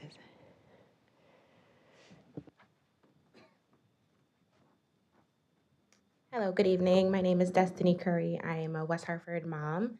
I represent the Charter Oak Elementary School. I did already send an email, so thank you for your response. I planned on speaking earlier, but I was just so moved by all of the comments that I've heard. I wanted to make sure I had the opportunity to hear all of the children, all of the parents. I know I speak for my entire Charter Oak family when I say the budget cuts when it comes to the classroom sizes is severely detrimental. I have a third grade daughter who was a part of that kindergarten group who did suffer from that passing of a student. And I can assure you that she is still struggling academically and social emotionally. She's pulled for enrichment for math and enrichment for reading. And those programs, although she's not old enough for Quest, I do have 2 children going to college who are graduating from Conard this year who did participate in Quest. They had Mrs. Hunt. We did not get to have Miss Hadlock. And I can assure you that they are both academically inclined because of that Quest program. My 2 sons are both getting ready to go. One is going to Howard University, one is going to Syracuse University, and I 1,000% attest that to the education they received in West Hartford. I unfortunately grew up in the Bronx, New York. Nothing compared to a West Hartford education. I stand by our staff, our students, and I do understand that the budget is what the budget is. However, I agree with increasing. I'm willing to pay a little extra to ensure that our Quest program stays, our teachers stay, and our students get the appropriate education in a smaller classroom setting. I've been in the 5th grade classrooms, and I can guarantee you they could not fit one more student in those classrooms. Not only will it impact their education, but the sheer logistics of the classroom size and where those desks and students will fit. As a part of the PTO, I have the unique opportunity to participate in a lot of the classroom activities. And being in those classrooms, they have an opportunity to have a small group time where students can participate in 2 or 3 students in different areas in different subjects. That is not going to be possible if there are 26, 27 students in a single classroom. So I ask, like everyone else, that you reconsider. Thank you. Thank you. Yes, please.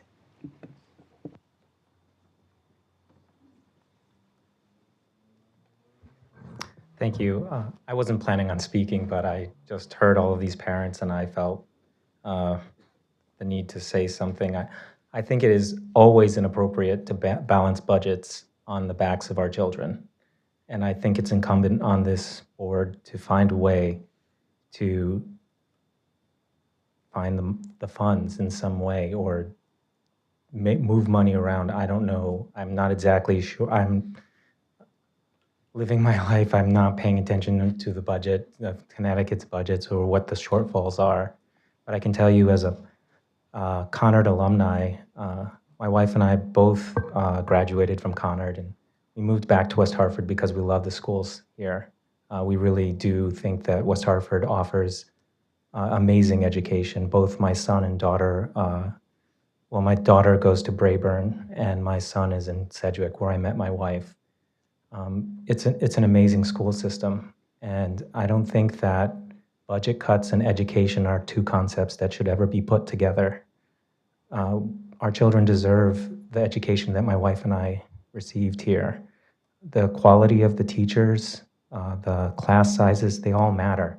And when you increase class sizes, we all know what happens. My parents were both teachers in Hartford.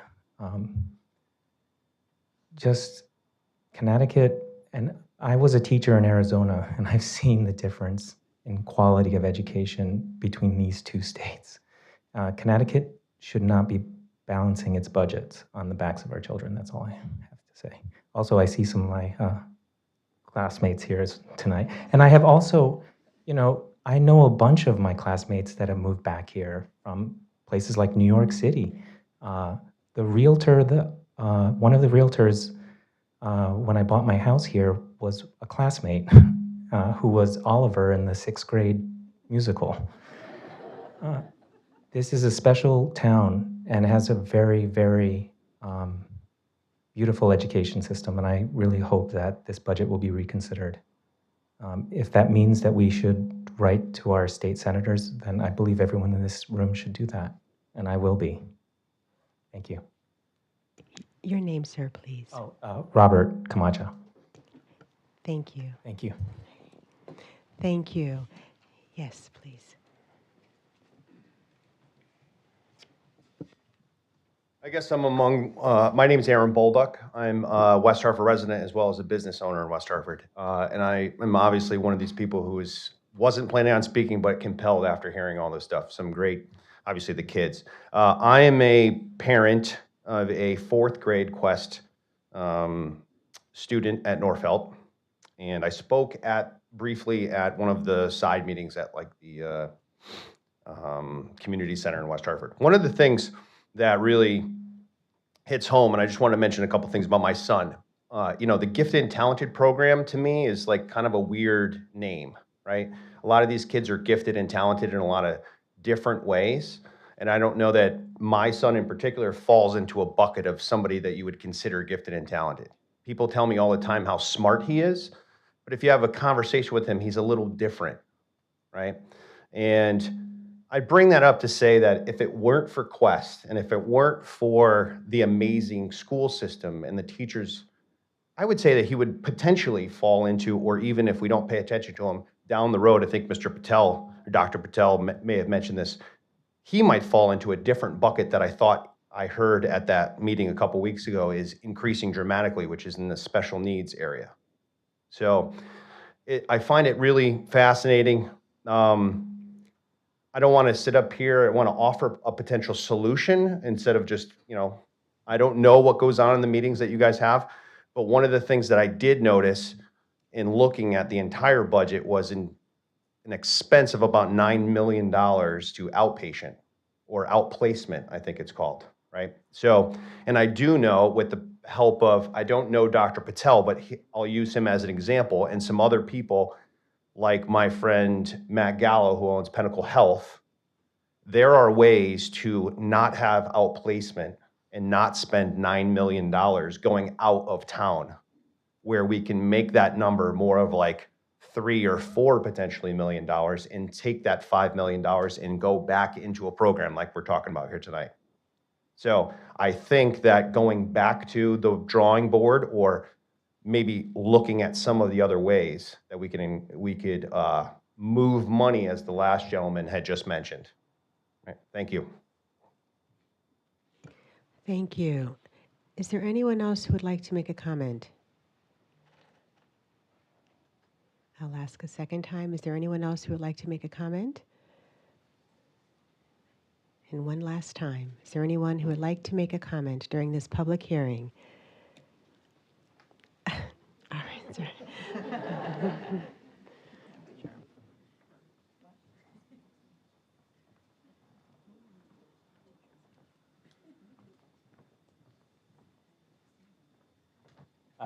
Good evening. My name is Danny Hicks. I'm a resident of West Hartford.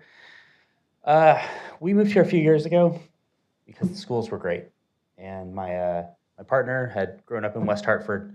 She went to graduate from Hall, and we were very excited to bring our very young children here to go through the school district.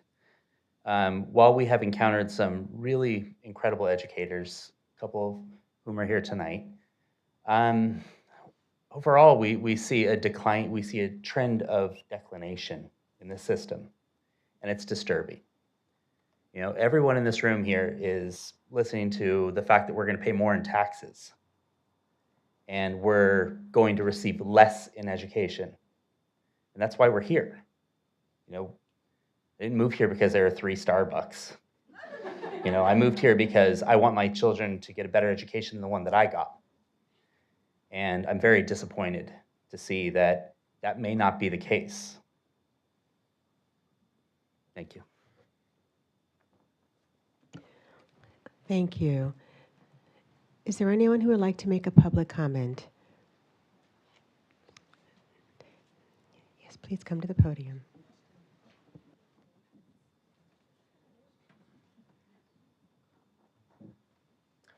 Hi there, Ben Loveland, West Hartford resident. I'll go super quick. I know we're wrapping up to the end here. I've also been peer pressured by my daughter, but if she can get up here, I can get up here as well. She can get up here because she's been through this amazing Quest program and she's had such a good experience. We just this past weekend, we're speaking with our neighbors and they were sort of peppering her with questions about elementary school.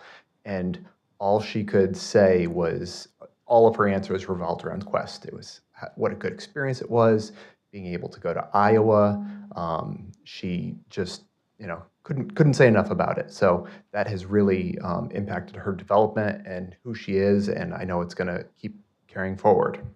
So, you know, personally, my wife and I, we chose this town because of the great education system. We've heard that time and time again from all these people. So hopefully that will be considered, because I think we'll really be slipping if we allow this budget to go forward as it is. So if you could take that into consideration, that would be appreciated.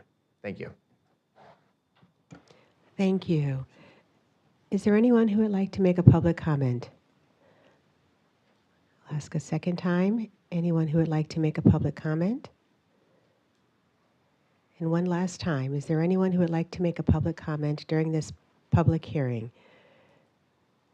All right, with that, we shall pause and conclude our public hearing for this evening.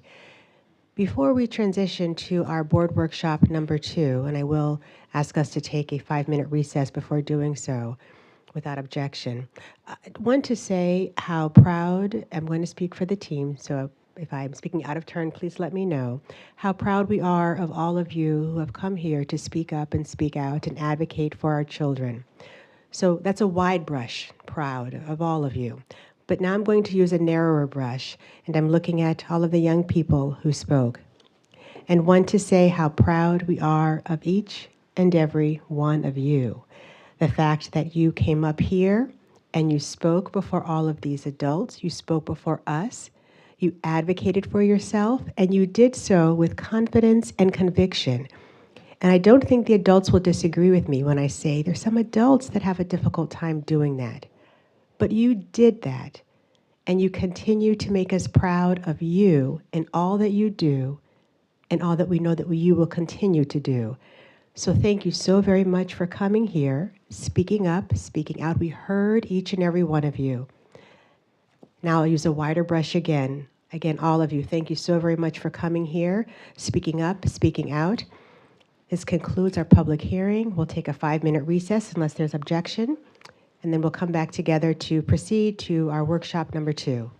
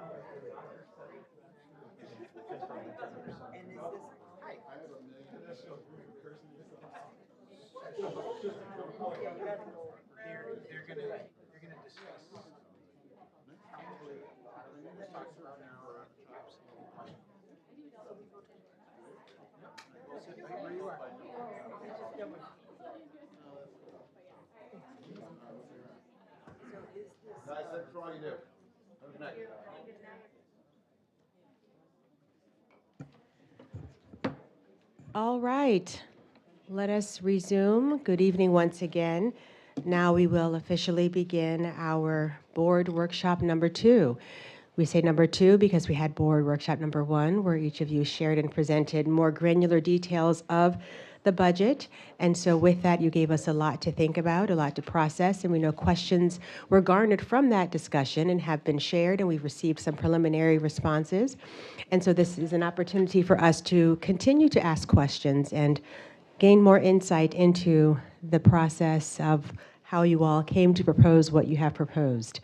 And so with that, teammates, again, this is our opportunity to ask questions with respect to the proposed budget for the academic school year 2025-2026. And so with that, let us begin. Claire. Oh, pardon, before you begin, pardon. Mr. Vicinas, is there anything, blanket statement you would like to make before we begin? Well, I'd like to begin, if I may, with a point of privilege that is unrelated to the workshop, and I'll repeat this at our next scheduled board meeting, but it is timely. I did send out a message and wanted to give a formal acknowledgement to Ms. Sarah Isaacs, who has been formally named the permanent principal for Hall High School. Very, very excited for Hall, very proud for her. Could not be more pleased to see her emerge at the absolute unanimous top of a pack of very highly qualified and competitive candidate pool. So pleased about that. I want to thank and acknowledge not just the district leaders that are here, but some of the parents that have stayed and those who had to go. I respect the hour and the small children at home and bedtimes. But very, very much respect everything that was shared. I know that the criticisms that are related to the budget that is recommended that you are debating this evening are really in support for what we do, for our mission, and seeking, as we clearly heard, seeking opportunity to even add to what is a heavier than typical financial burden relative to the increased costs that we face. And I do appreciate the public coming out to the public hearing. We've had quite a volume of emails. I'm doing my earnest best to be able to provide anyone who has written in with at least an acknowledgement and some information.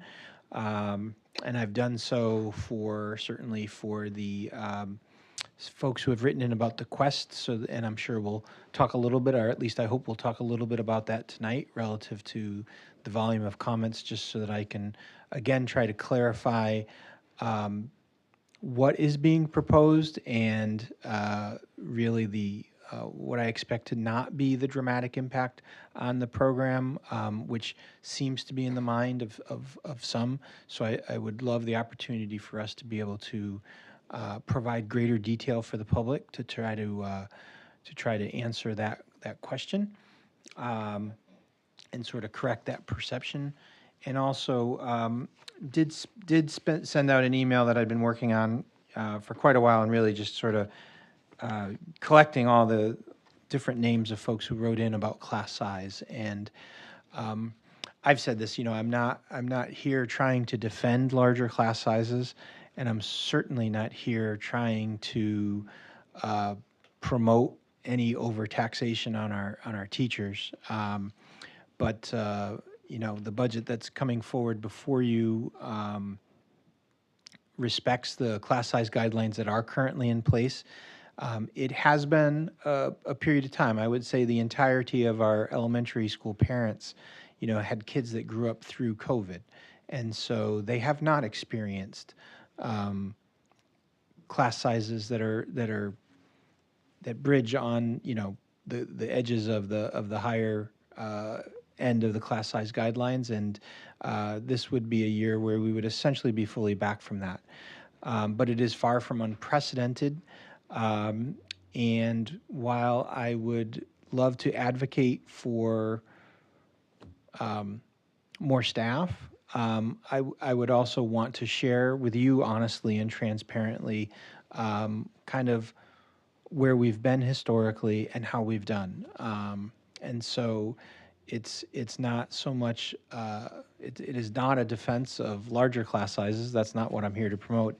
It is more so a defense of the budget itself as a whole with the hopes of doing everything that we can to have a budget that gets passed at the town level beyond our families. Our families have sent us a strong message about their willingness to support this budget, to support greater than this budget, and also their expectations. And their expectations are definitely heard and felt.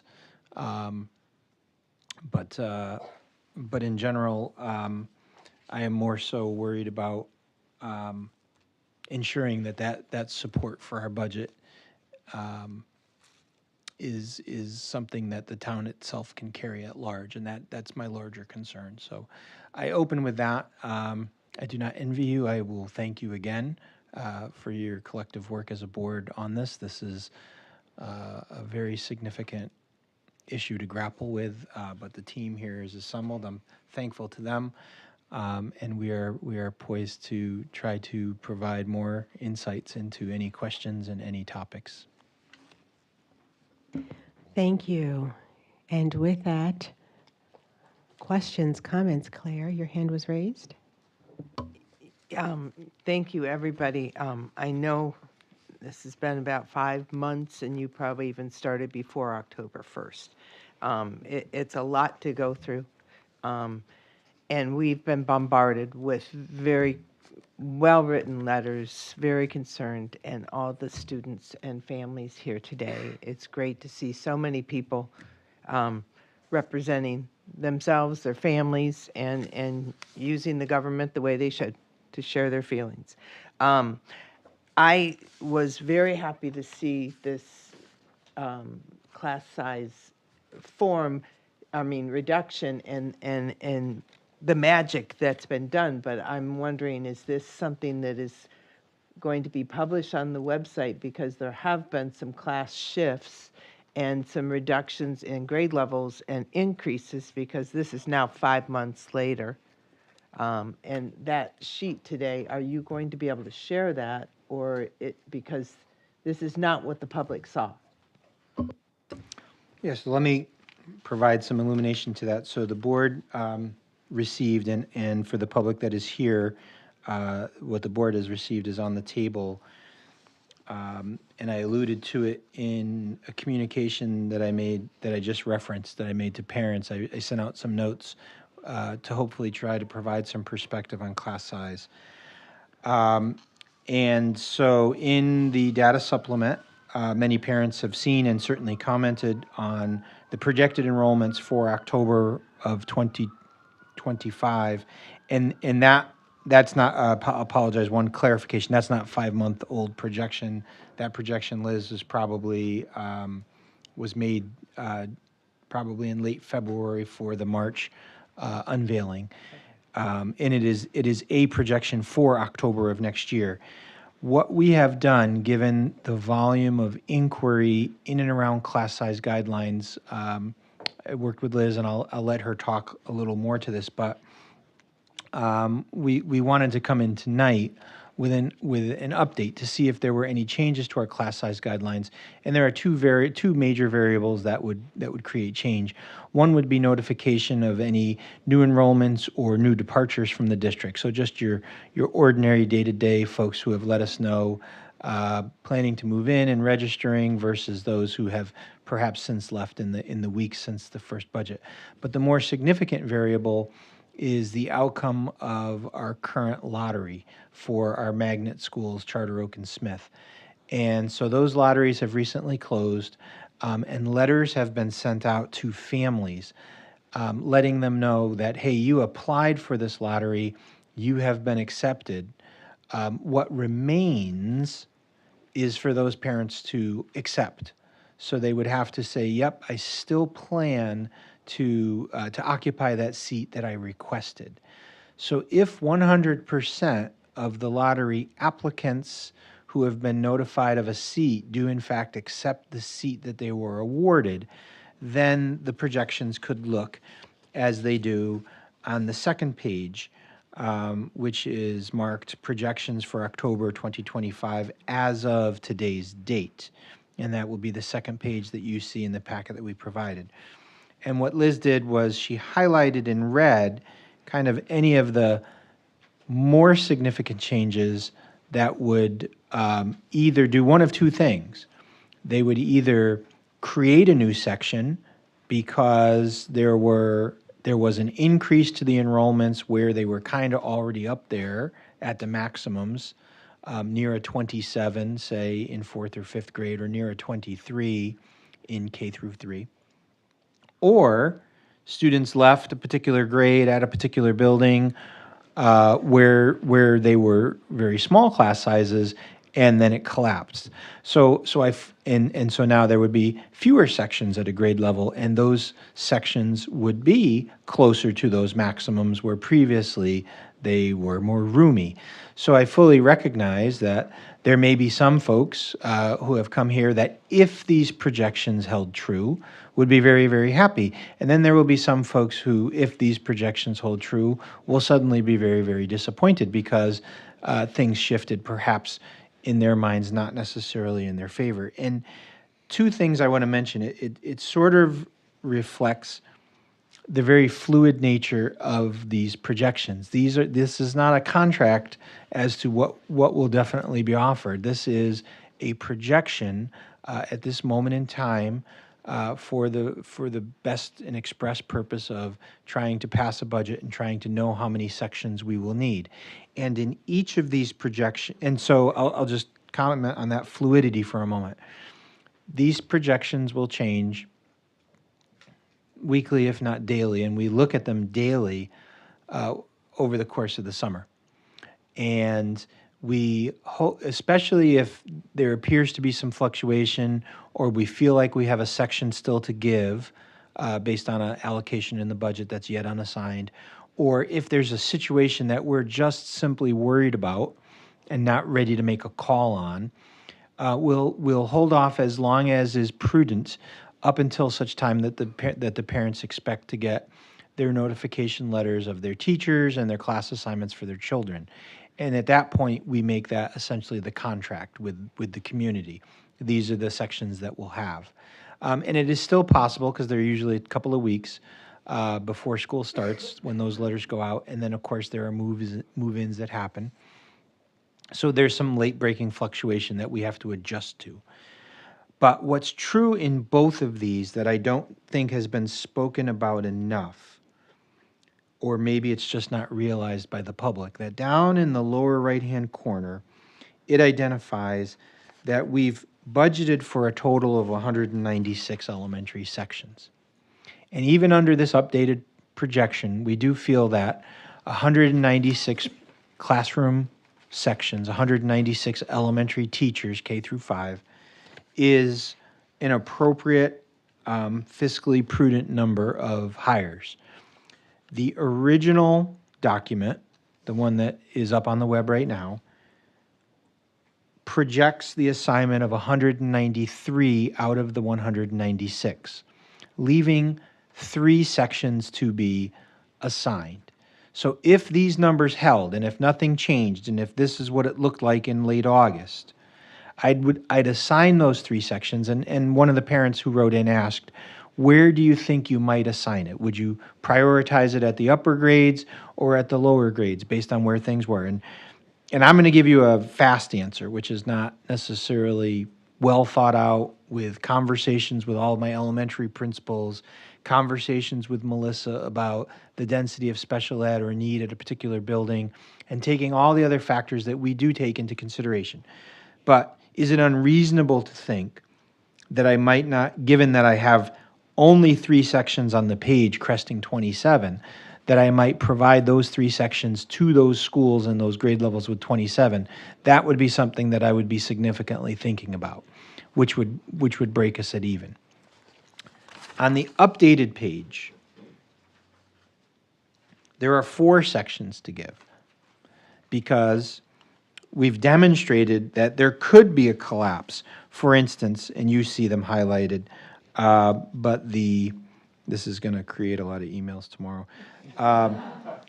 The second grade at Webster Hill, for instance, could collapse to 2 sections of 23, or the first grade at Bugby could collapse to 2 sections of 22, and so on and so forth. So in that scenario, I would look at that Webster Hill with 23. I'd look at that Wolcott in first grade with 2 sections of 23. And in all honesty, I'd then probably start to look at where the 26s are.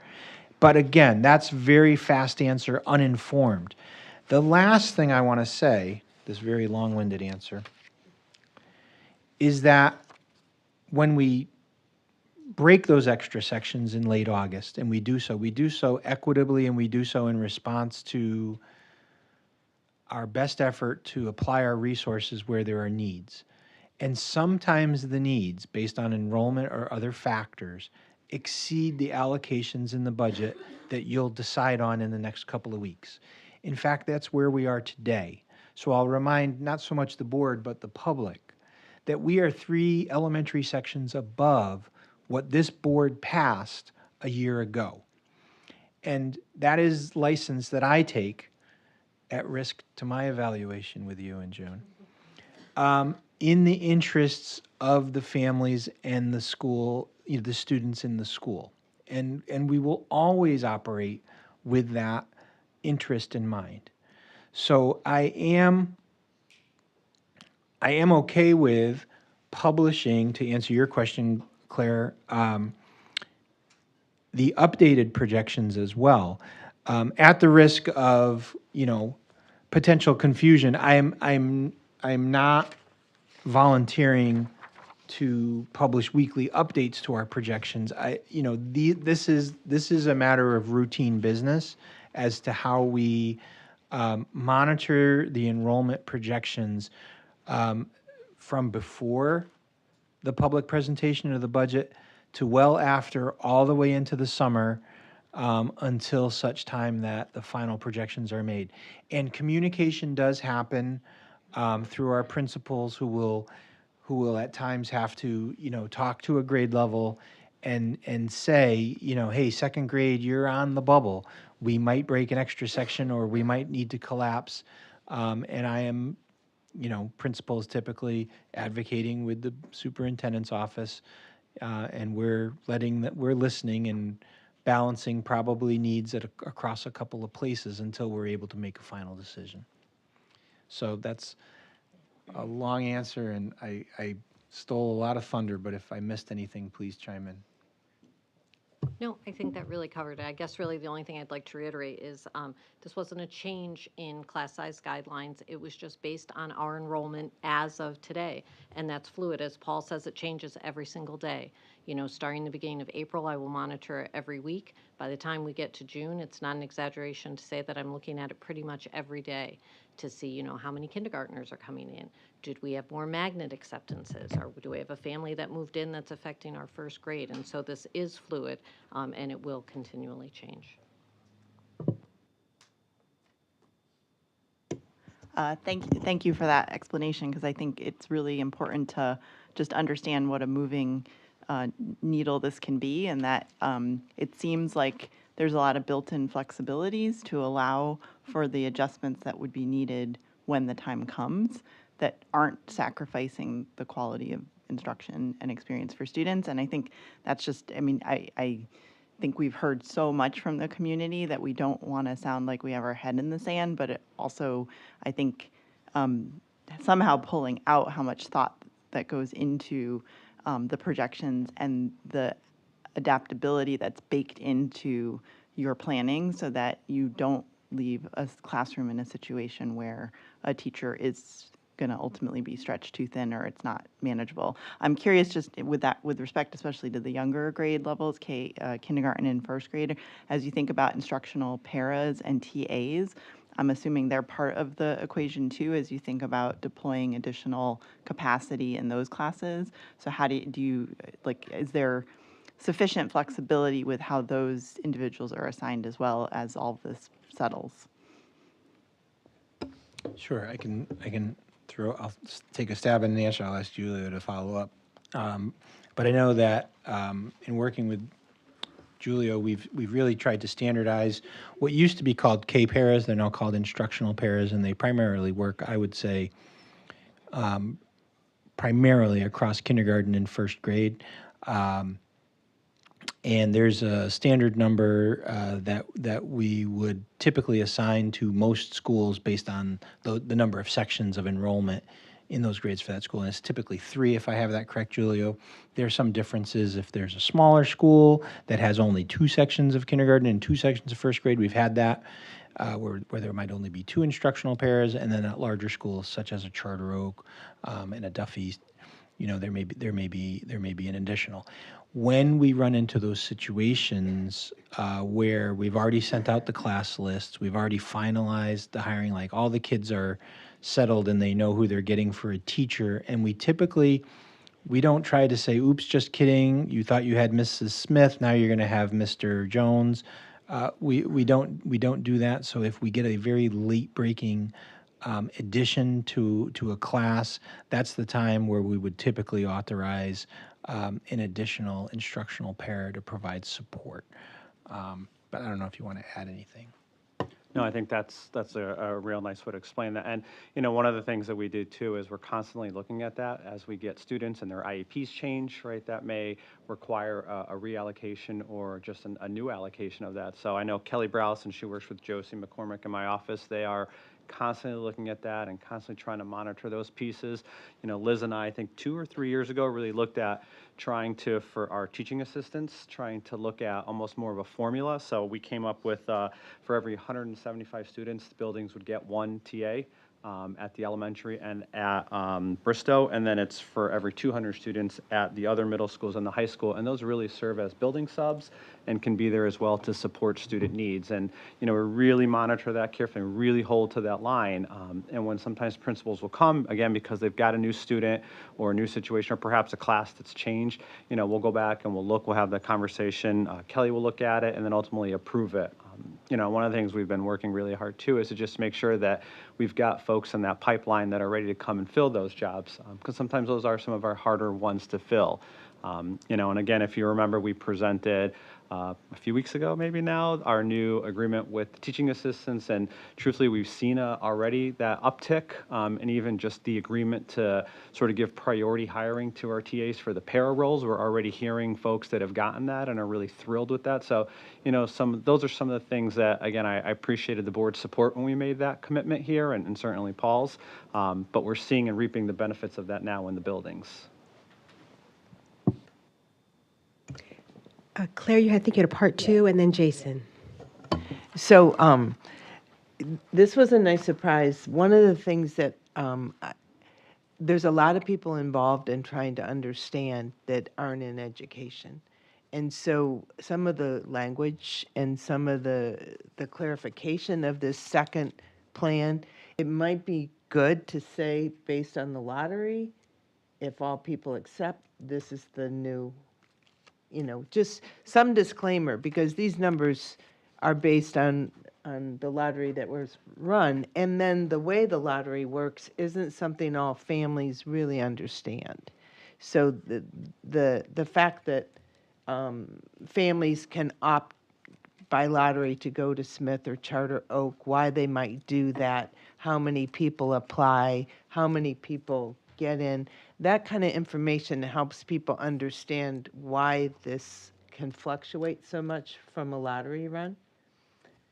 And the one last thing, the 4 for possible breaks, I know that's language that but I would like it to be written out to say, if enrollment increases in any one school, we have put in these 4 potential teacher positions that would be addressing that, because I know that teachers have actually been hired as late as August because of an increase. Certainly. No, I think the point, I appreciate your point, and I would want to put some text, and it could just be, in some of the white space on the page, or just a separate page, in the same way that we have a narrative in our budget book to say that any projection page that lives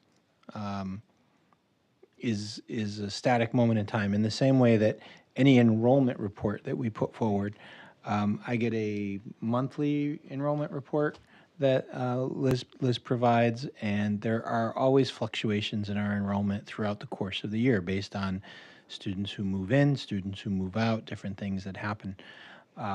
So all of these,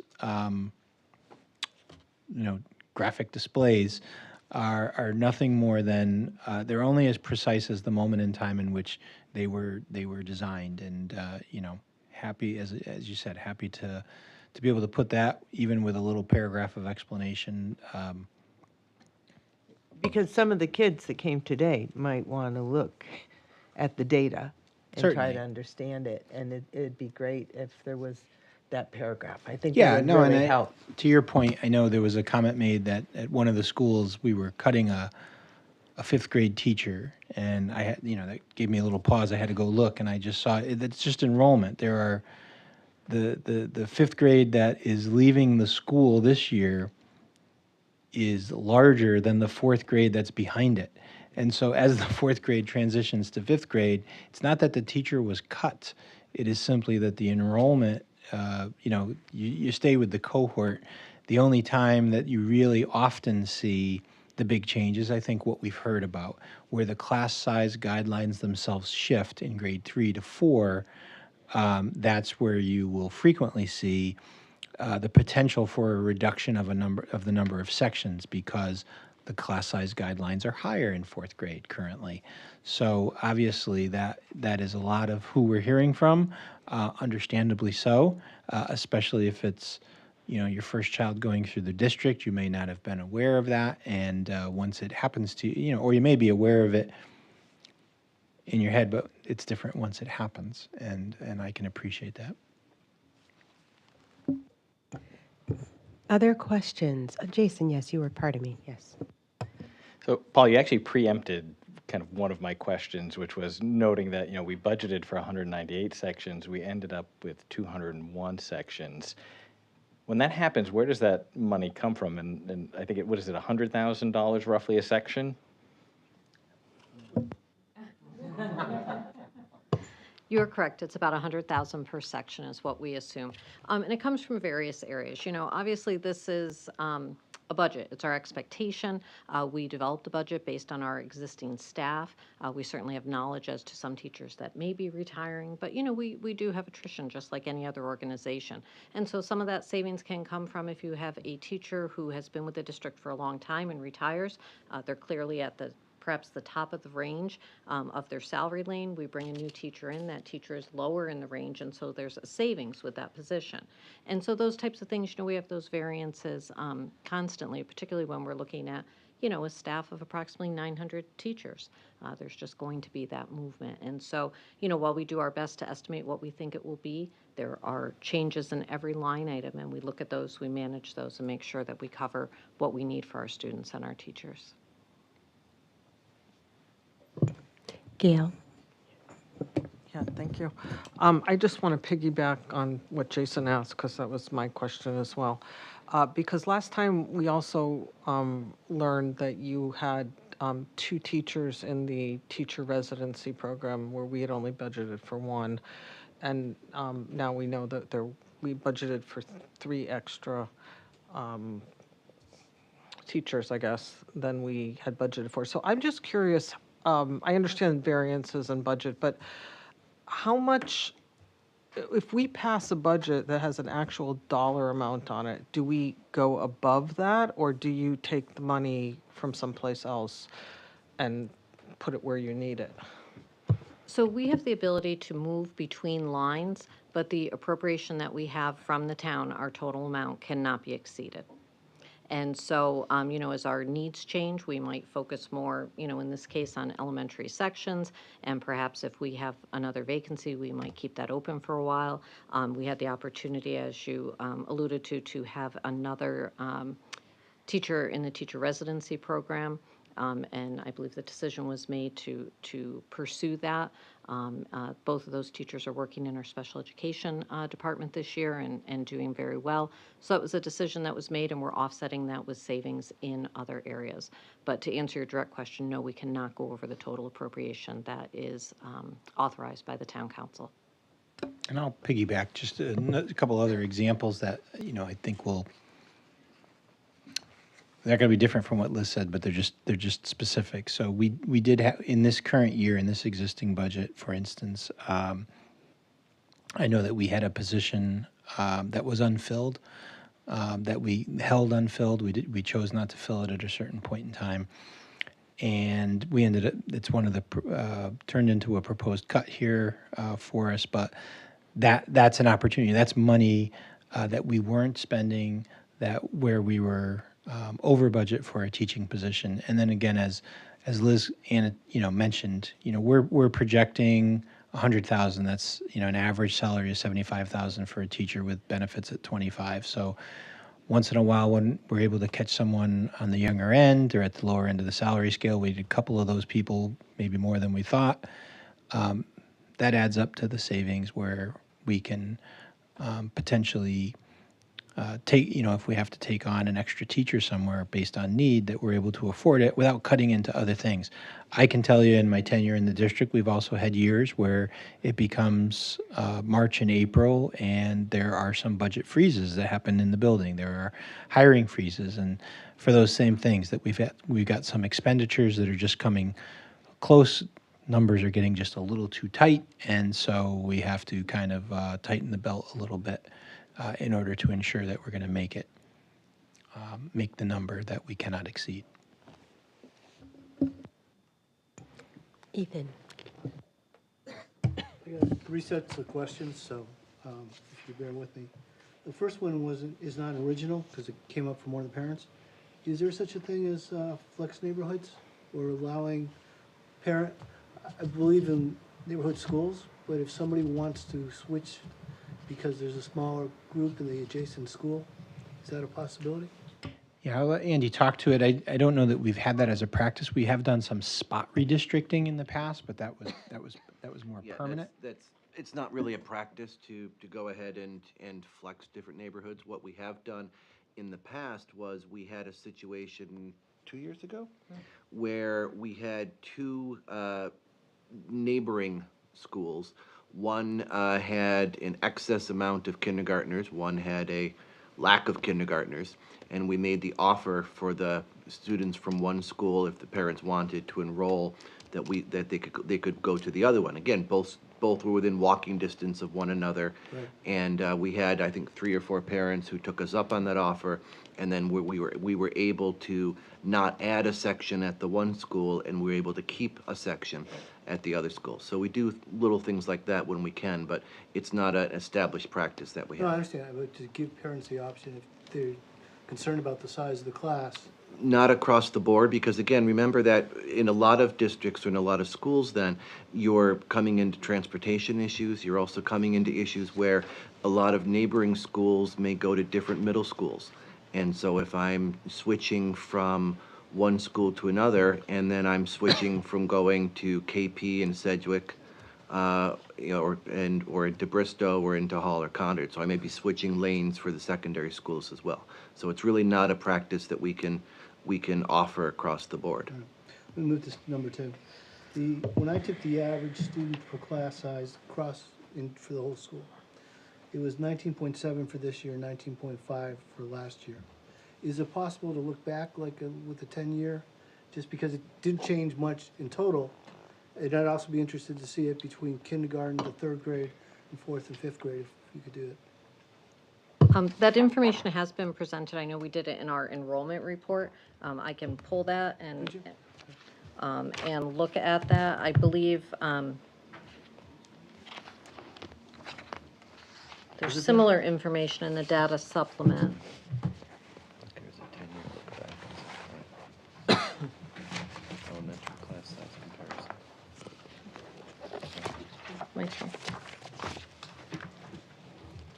So there's a 5-year comparison on page 2 of the data supplement.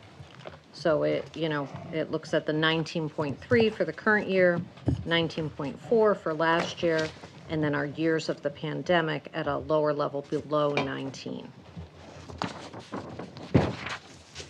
Page 2.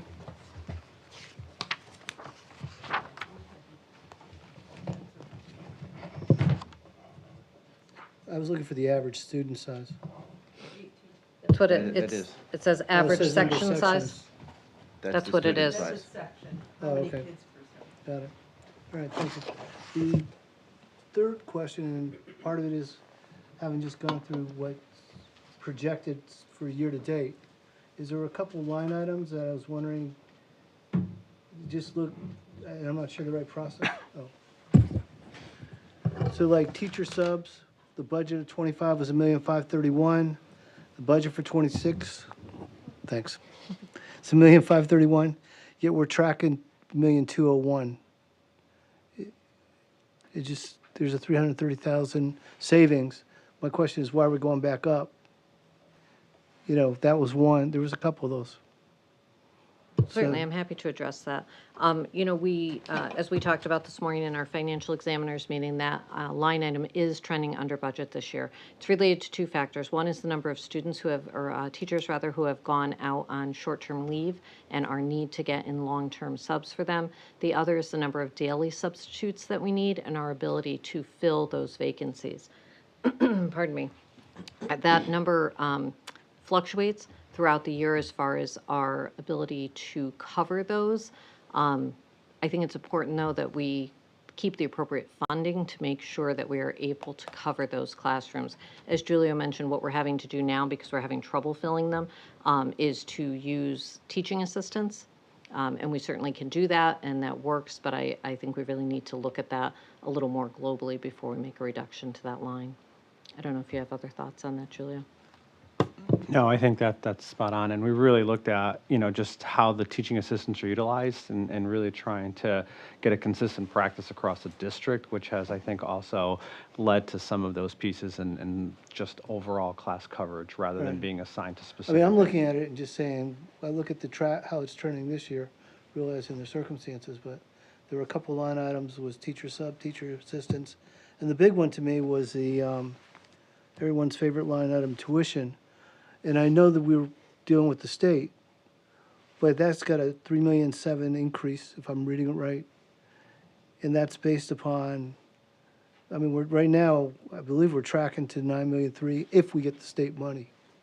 Yes, and as you may recall, the state had to pass emergency legislation this year in order to provide additional funding to districts, and because of that, we're receiving an additional $1.3 million this year. Mm-hmm. We will not be receiving that next year. That is not in the budget. The funding does not come in again to the state budget until fiscal year 27, and at that time, it is still only $40 million. I understand, but the gap is more than, it's $3.7 million. I mean, the increase is $3.7 million. It is, and that's what the amount And that's is. really the increase.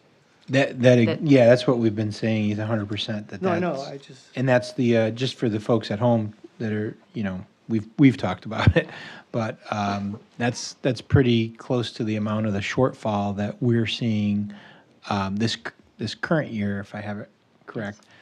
So we're getting 1.3 in, and we're making everything else work, but we don't have that money. We're not going to be able to find that money next year. We have to program for it, and we anticipate we have an increase in number of students who may require outplaced services, and we also anticipate annual increased costs in tuition. That's been a trend that we're watching with these private providers. And, with all the students, there'll be increased transportation costs because the contract itself, whether it's an increase in students or the increase in the contract. So there are a number of variables that then go into that, but you're absolutely correct that it stems from the lack of funding at the state level.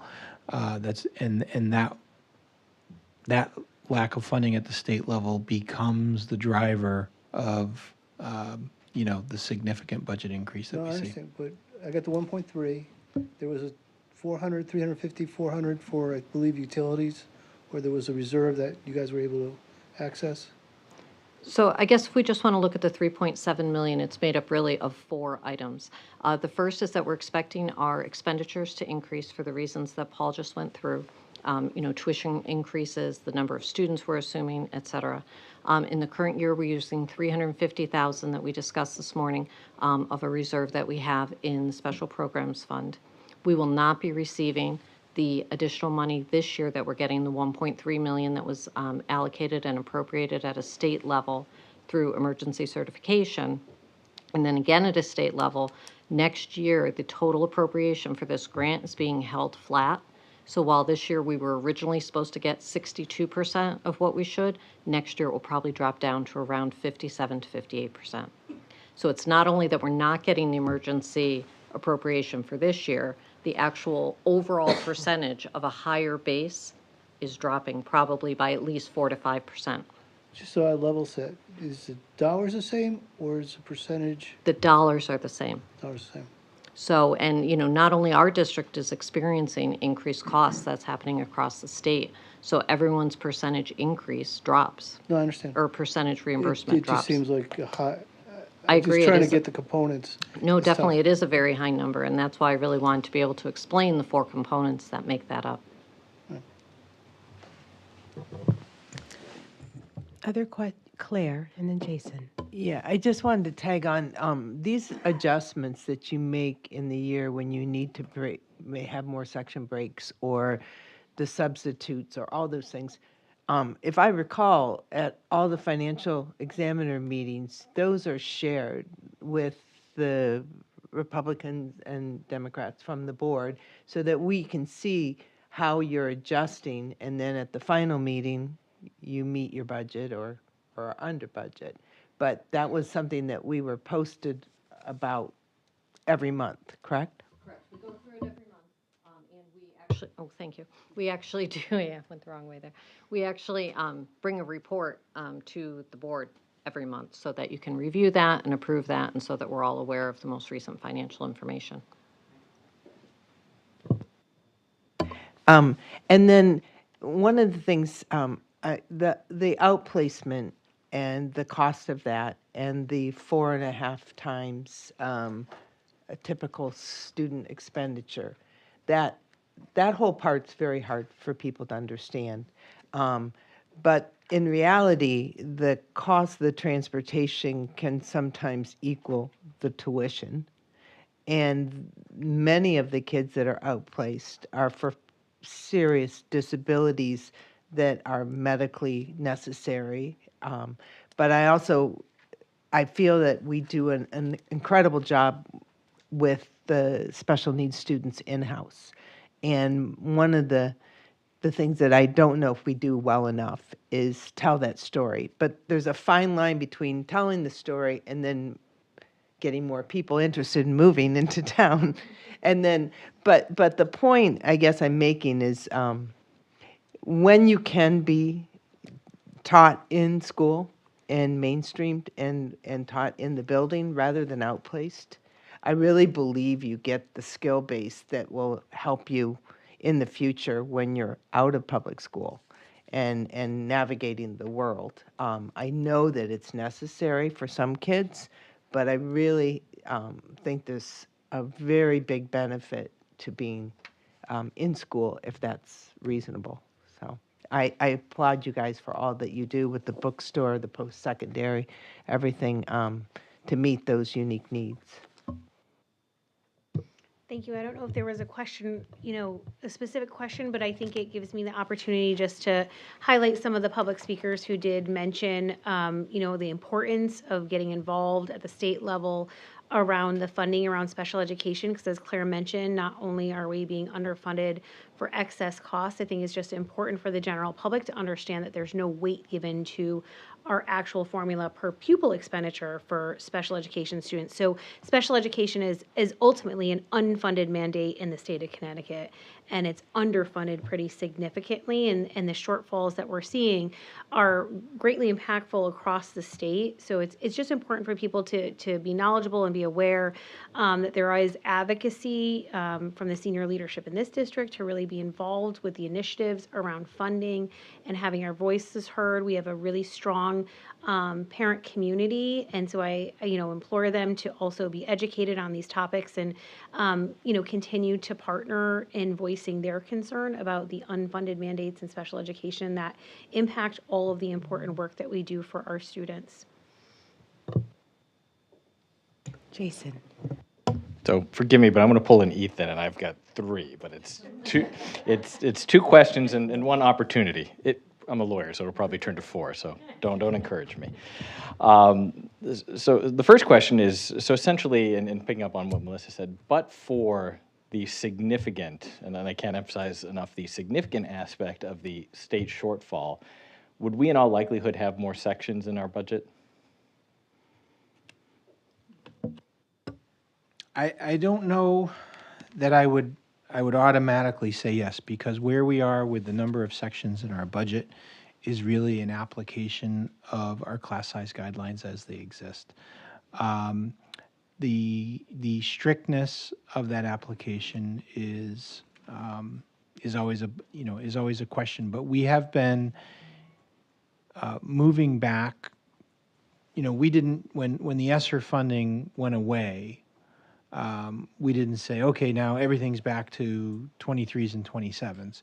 We did that in gradual steps corresponding to first the phase out of the ESSER funding over the 3-year period in which it went away. And then it was a 2-year gap in between, Liz, where we incrementally, tried to step closer. Even this most recent year, in 4th and 5th grade, while the class size guidelines are at 27, we did our best to hold things at 25. Without, we didn't bring this we didn't set this as a policy change, so we did try to really communicate the fact that our guidelines themselves have not changed. We've simply been trying to return to what had been more of a normal occurrence. Realistically, when you look at a long period of time, and I believe, I sent out in my communication to families, I shared that I did I shouldn't say I did, Liz helped with a 16-year look back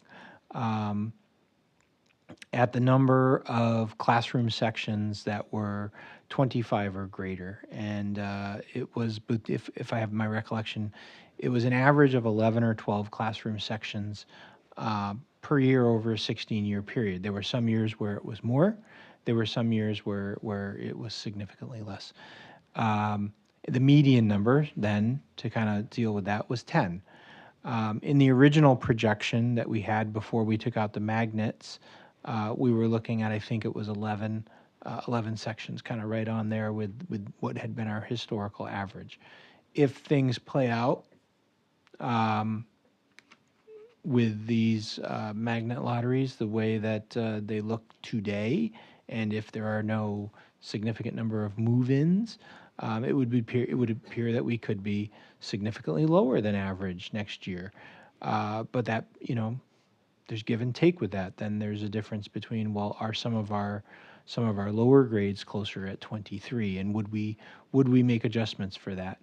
I think long range, the question is not would we have a greater number of sections or not. It's the long range question of are we comfortable as a Board of Education with the class size guidelines as they exist, or is there sufficient interest and sufficient appetite at both the board and town level to adjust those sections with the understanding of the financial implications that come with that? Question 1A. So if we did have that funding from the state, if the state stepped up, we would have greater flexibility to actually do what you just described. Absolutely, much greater flexibility. So taking us away from numbers and the financials of this all, can you guys speak to this group of students that is impacted, that we've heard from their parents? How are they doing academically? I mean, this is kind of that COVID cohort, right? So how are they rebounding academically? How are they rebounding behaviorally? We talked a lot about dysregulation during the COVID period. If you could just kind of give us a sense of who these kids are and how they're doing.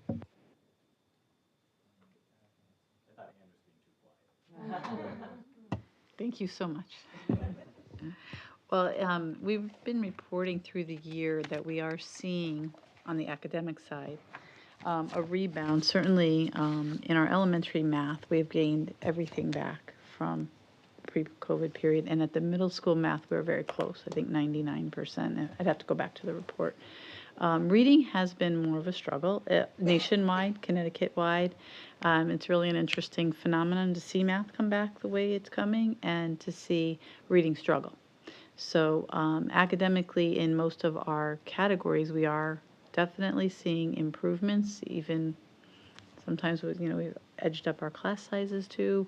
The children are coming out of these COVID periods, but we have some very strong numbers in math.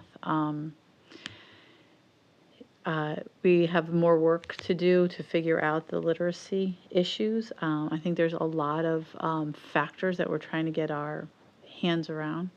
And I don't want to speculate completely, but we work on a lot of different committees. We're working just with early childhood people today about promoting more about screen-free childhoods and how can we help children do some of the things that I think we think are more healthy, which I think in the past, and again, I'm speculating a little, included reading when you went home, that was always something that, people talked about, that children should be reading before bed. And so we have a lot of work to do and a lot of different efforts, irons in the fire on that. But I was pleased today, for instance, to work with Irene Garneau and others. Actually, it was yesterday. Sorry, I'm getting my days mixed up. To talk about how can we start communicating as early as possible in our pre-K orientations and our K orientations about things that we think can affect a lot of factors: behavior, self-regulation, and I'd like to say literacy. But I think that with the concerted efforts we have around PLCs that have really been a primary focus of our work, because we know teacher collective efficacy is probably the highest factor in student outcomes.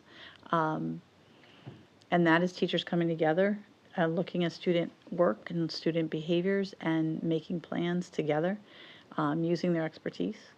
So I have, good hope that we are very much on the right track in math, and we will continue to work on the literacy collectively to figure out our next moves.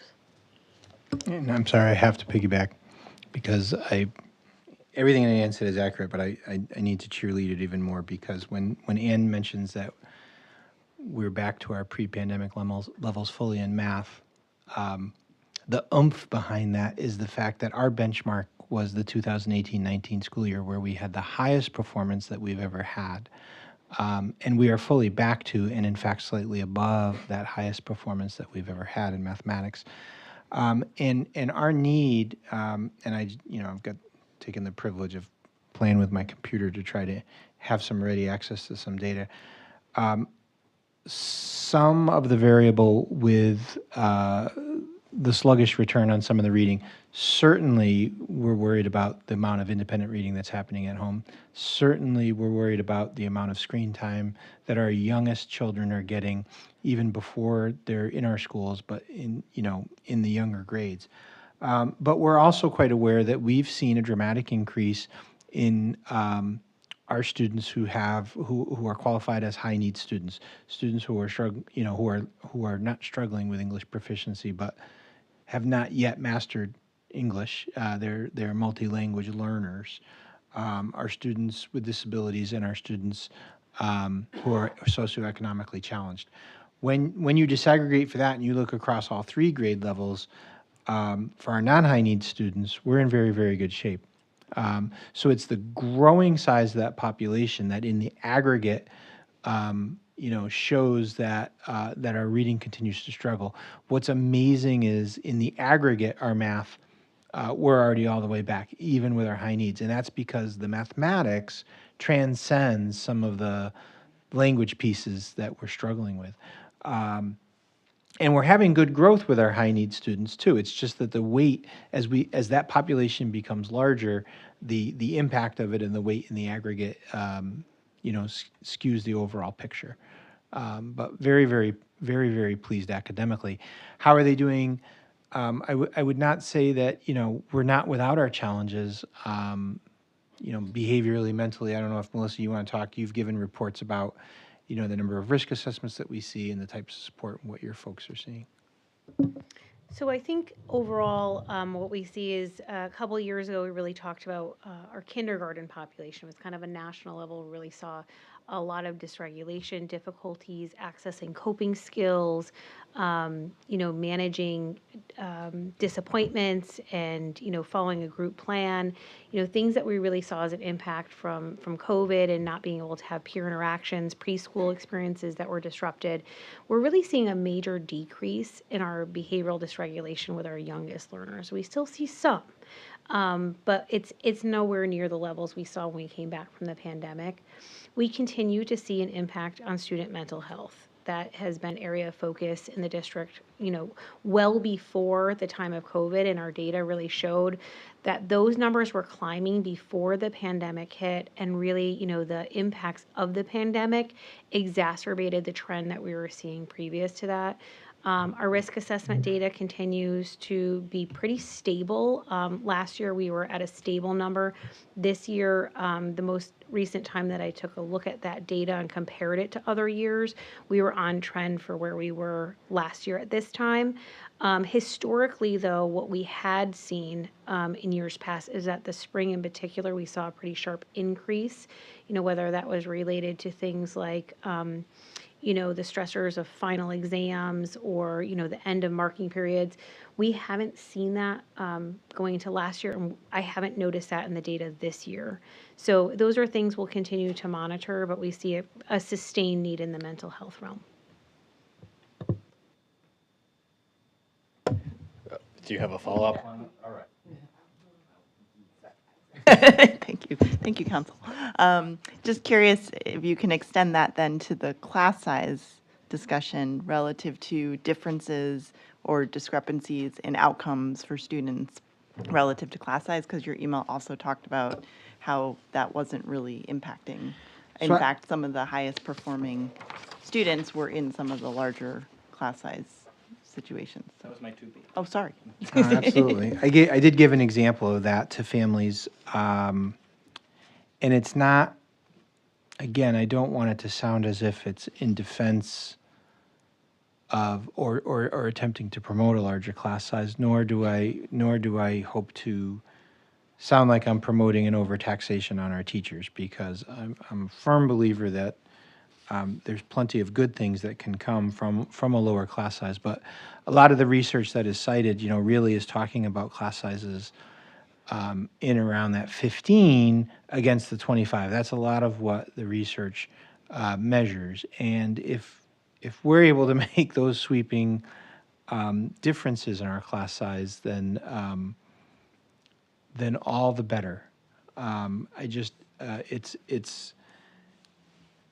It's a tall order, though, in this current budget. And what I did was I did look back at our high water mark, which was our 2018-19 school year, and I went back and I found a enrollment document that said as of whether it was September 10th or October 1st, and there was really one school that had a cluster of classrooms at a particular, and it was at a fifth grade level that were all at 25, and their math achievement was 71.4% at goal, which was, I believe, like the highest in the district. It was above the district average, and that was our high water mark for math achievement in general. So those were our largest classes. They were exceeding the district at whole at the time that the district was doing the best that it ever did. As Ann mentioned, this past year, we slightly beat out our best district scores ever. That same school had average class size or had average class sizes in around 23, and they edged out that performance by 1 percentage point. So it was roughly equivalent, 72.6. And what's interesting in the reading, that most current year of students, this most current year of students was only at 60%, whereas in that high watermark year it was at 78%. They beat out the English language arts. with that larger class by 18 points. And likewise with the district. It was our highest year, and that class again beat out the entirety of the district. So it does sort of reaffirm what the research says, not so much that class size doesn't matter, I would say it does, but what matters more, and what matters 4 times more, 5 times more, is the quality of the teachers. And the quality of teachers in West Hartford is absolutely second to none. I heard some folks say, you know, they feel that things are falling off. I can appreciate they might feel that budgets are tighter. I don't know, you know, when they were students, how aware they were, but I would say that the quality of our teachers has not lessened. Our teachers are exceptional. Our results are exceptional. We continue, you know, we had 6 schools of distinction this past year, more so than I'm aware of at any previous time. Our high schools, which rest on the foundation of the K-12, continue to be in the top 3% nationally, continue to earn goals. So it is all thanks to our teachers. And while I'm not trying to balance a budget on their backs either, I just recognize that that they do make a difference, and they make a significant one. So I've been slowly clearing out the room. So, for the opportunities, you had mentioned when we first started the workshop tonight that you had wanted to take some time to, I think, really clarify the narrative around what's being proposed with respect to Quest. So I'd like to give you the floor to do that. And then the other thing I think I'd like to hear you speak on, and I think that would be important for parents to hear, is I think you've seen in some of the correspondence there's this narrative of, oh, well, why can't we just cut from, you know, the district level staff? And I think there's not necessarily an appreciation for all that great programming that sets West Hartford apart, really starts there and provides the teachers who have to execute it with the resources to be able to do that. Thank you very much. No, and I'm glad to talk about Quest because I'm equally moved by the students who came forward and the parents and the testimonials. And you know, I wanted to reiterate some things. You know, we've had a history within Quest. We sweep states at History Day competition. Like every year, that's just like, that we own it. The Odyssey of the Mind, you know, making world finals. The quote from a student that Quest is amazing. I just want to, Quest is amazing. The Quest teachers are amazing. The program, art, general Quest, and math, very much. And what I have stated is our goal within this budget is to preserve that. So if I think about what that means, you know, I looked up in our book to verify what's written in there. At the elementary, a lot of our speakers today were from the elementary level, and I know that General Quest is 2 hours a week. So in this budget proposal, my expectation is that Quest next year could be 2 hours per week.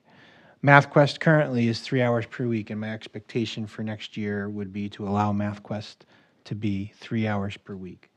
Art Quest is 30 hours over a certain week period, and my expectation would be the same, that is there.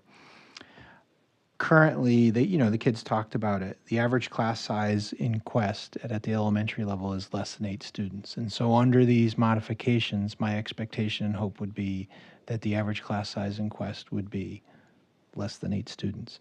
So what I'm trying to very painfully reinforce is that I do not see these dramatic programmatic changes that I know that people are concerned about, and I would be equally concerned if that was the proposal, but it is not.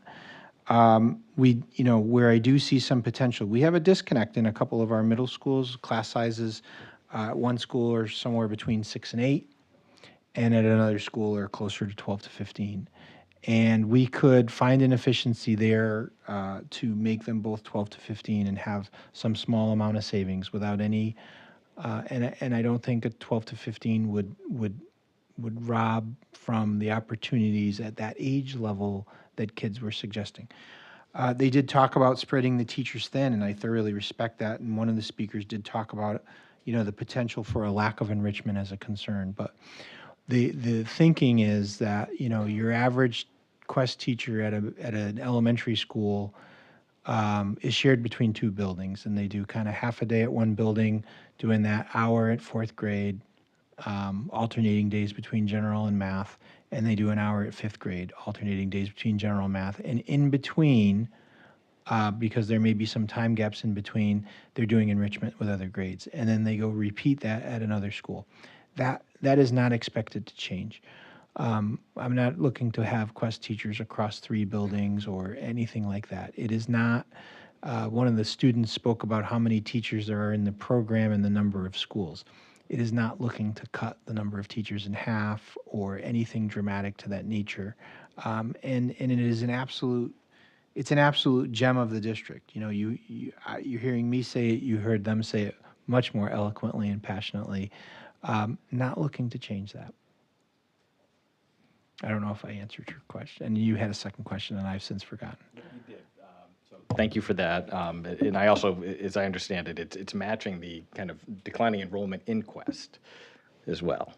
Not so much, yes and no in Quest. It's sort of the larger explanation, and I did send out a note to anyone who had written in, any of the Quest families who had written in, I wrote them back and sort of tried to explain that if you look at the decline in the elementary enrollments over, I don't remember what year period I used, but even if I took a 10-year period, we didn't have any real big cuts in Quest for a long time. They were in and around 9 FTEs for a long time, until fairly recently, when we said, okay, now, as a small program, we didn't want to disrupt it, but there came a point where specifically at the elementary, the enrollment had slowed enough that we could afford to have a reduction there, and that's where we got down into the 8s, I think, and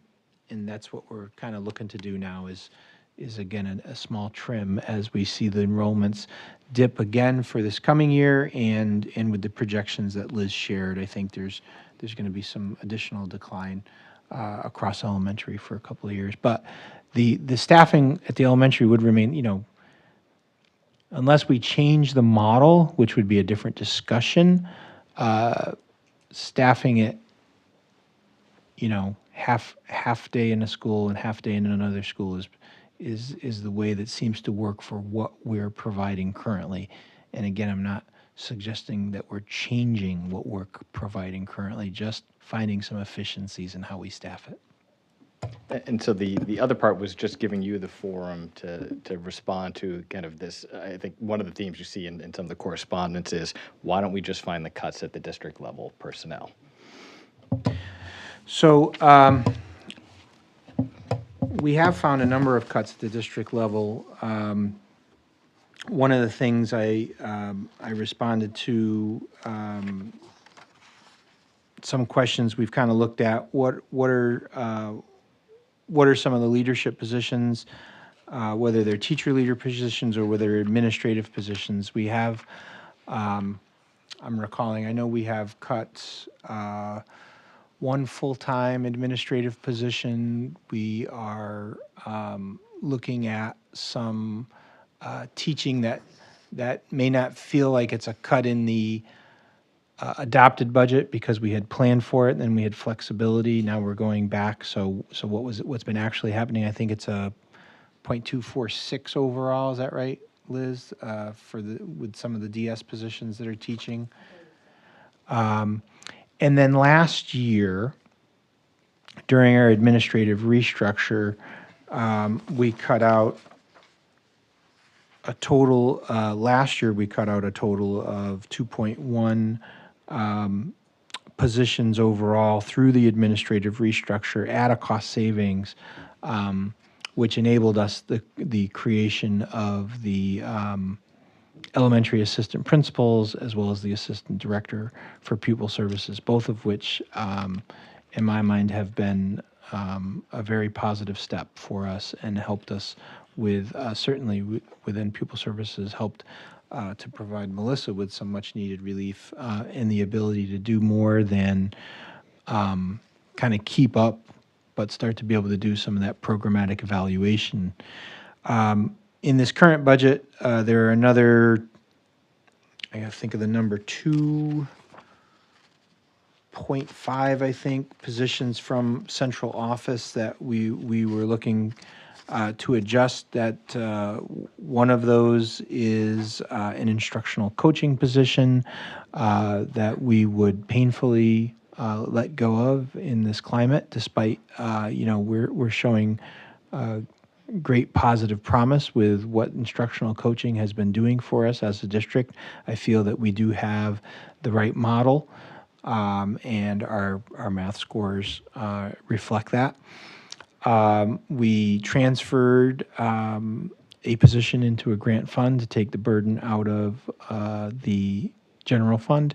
And then there was a portion of a position that we cut that is escaping me at the moment.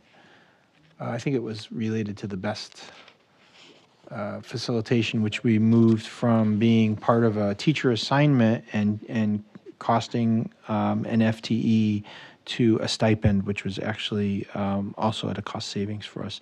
So we've, at the end of the day, I guess I would want to say in the last two budgets, we've really taken a look. It's not a question. I think I shared at the last workshop. I got a comment from a world language teacher. I've had comments from classroom teachers. I've had comments from Quest or the arts. Everyone feels that when there's a piece that they're shouldering, that they're the first target. In all reality, the effort has been to look across all the different facets, and there's been a portion of the load to bear by everyone, and so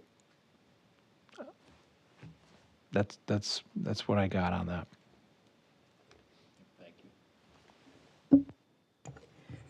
Other Gail, and then Ethan.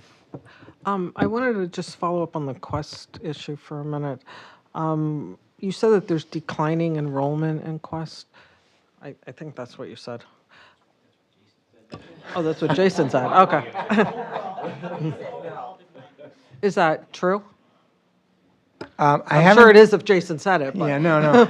In all honesty, I don't know that I've done like a firm analysis of the Quest enrollment itself, because Quest is an identification, and so when I go back to like the current average class size in elementary is just under 8. It's 7.85 or something like that. If you add up all the kids being serviced.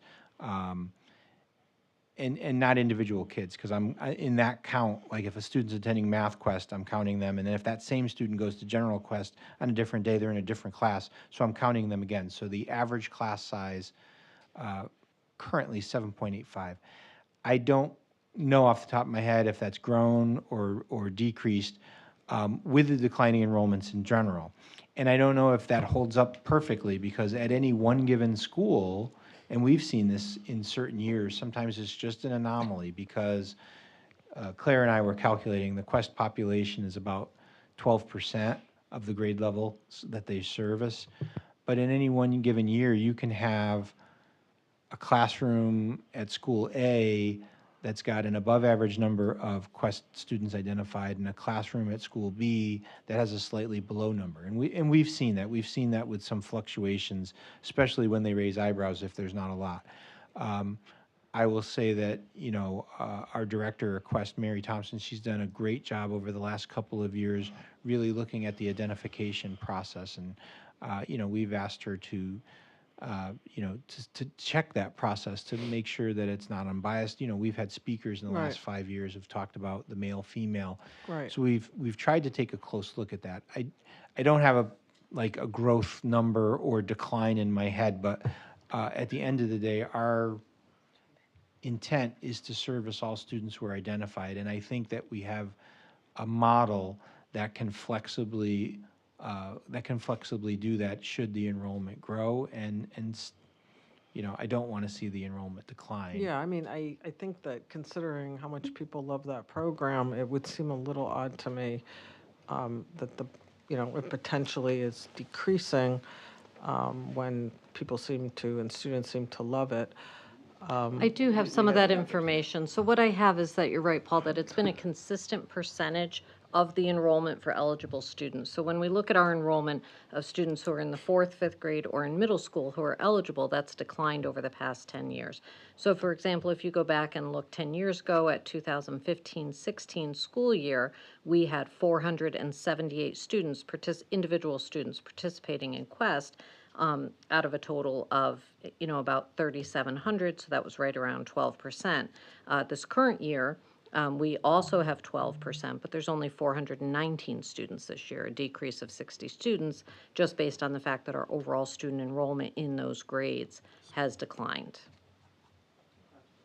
What I was kind of wondering if. Yeah, so it seems to be, a seems consistent percent of consistent. total students, but with the overall decline that we've seen, there has been a marked decrease over those years. And different years have, as Paul had alluded to, have dipped and risen a little bit based on the individual students. But, for a few years, we actually dipped under 400, and now we're just at about an even 400. Okay. And then my other question about the Quest program is we are decreasing, I don't remember the exact, I think is it 0.7 FTAs? Okay. And when you were answering Jason's question, it sounded like nothing was changing, which is basically what you said, nothing's changing. But I just, for my own understanding, how can nothing change if we're decreasing 0.7 FTs? So there are some spots, I talked about the middle school a little bit, and there are some other spots where we have some shared staff, maybe between an elementary school and a middle school, and we don't feel that their schedule is necessarily, they're doing more enrichment to fill out their, more than a typical enrichment to fill out their FTE. And so if we look at some of those pairings of schools, and if we look at how we're scheduling and make some of our scheduling more consistent at the middle school, we do feel that we can shave some FTE without any programmatic shift that would provide some cost savings. So you're saying it's just an issue of efficiency? Correct. Ethan and then Claire. Two questions.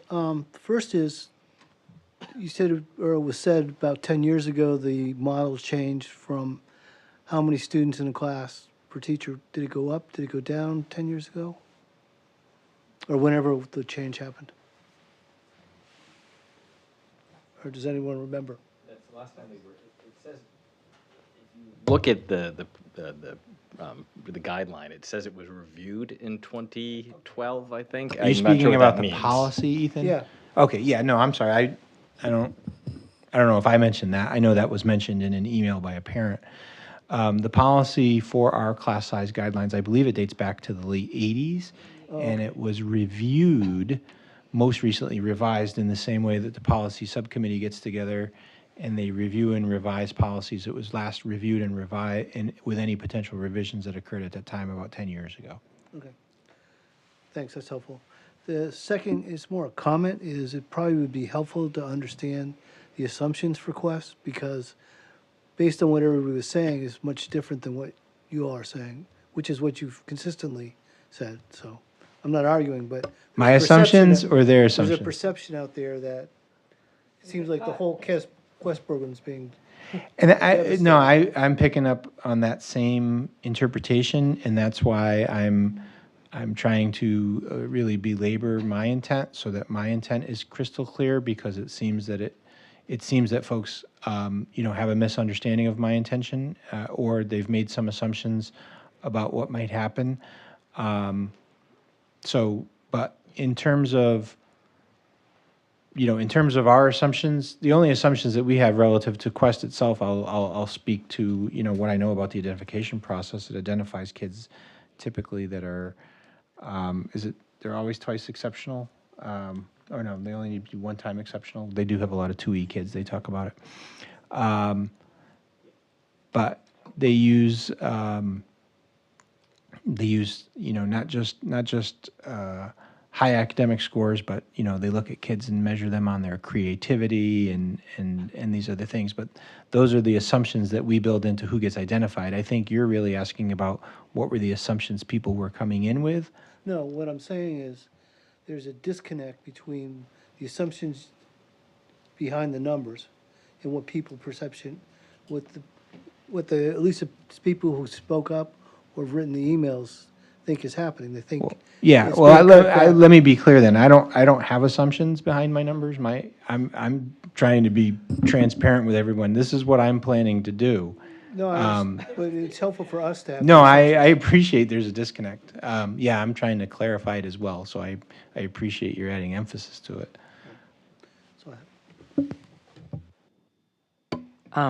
So during our small break, we did calculate that about 12% of our students in 4th through 8th grade benefit from Quest.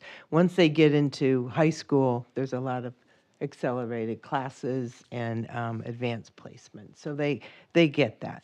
And then we have about 18% of our kids are identified with special needs. And I guess I want to talk a little bit to that 60 that is not gifted, doesn't have special needs.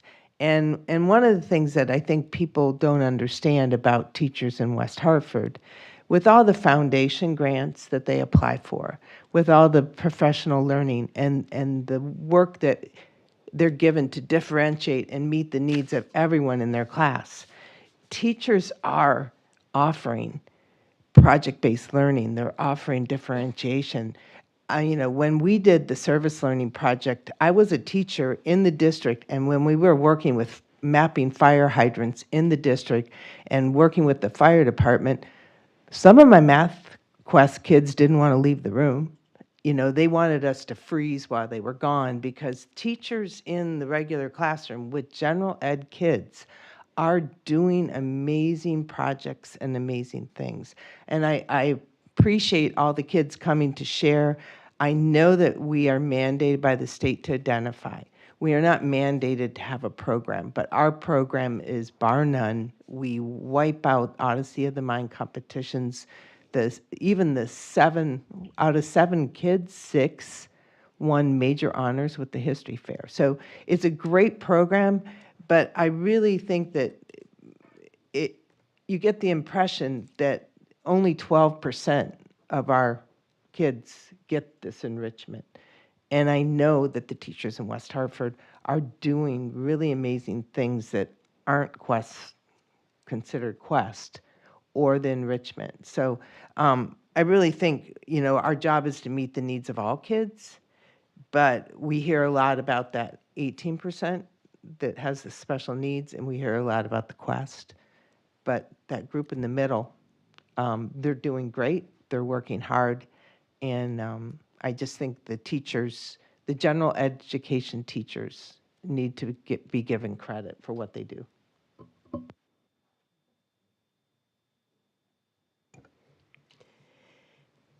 Yes. Any other questions or comments?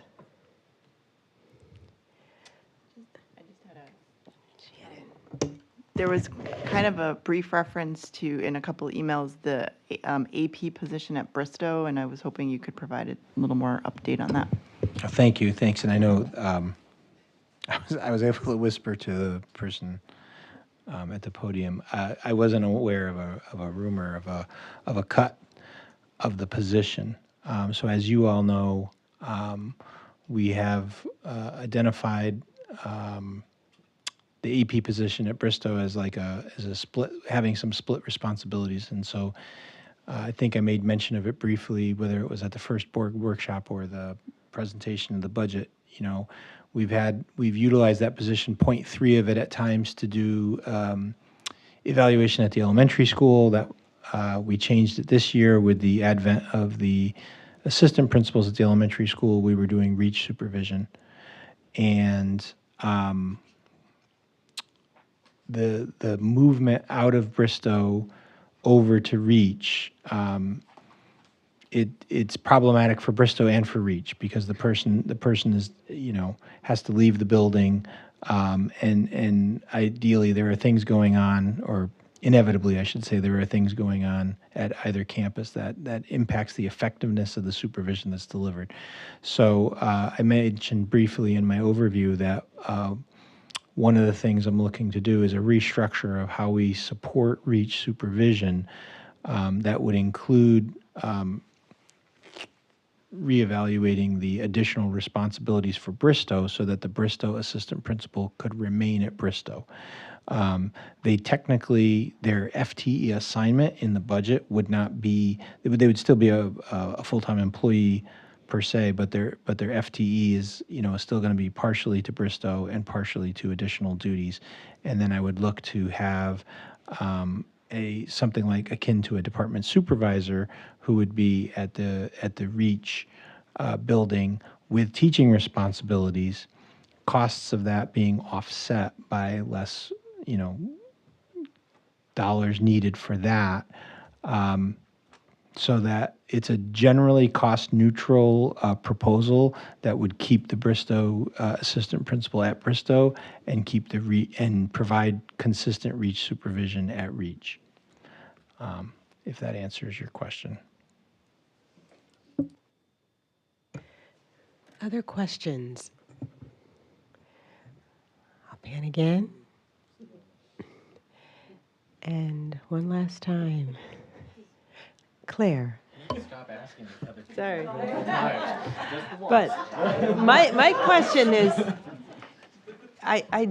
if maybe someone here understands, but if we have a proposed budget increase of 7.2, and the town has a proposed increase in the sixes, how does that end up being a 7.35? I can take that. Thank you. So when we talk about what our budget increase is, on the board side, we're looking at 7.2%. The town is looking at 6.5%.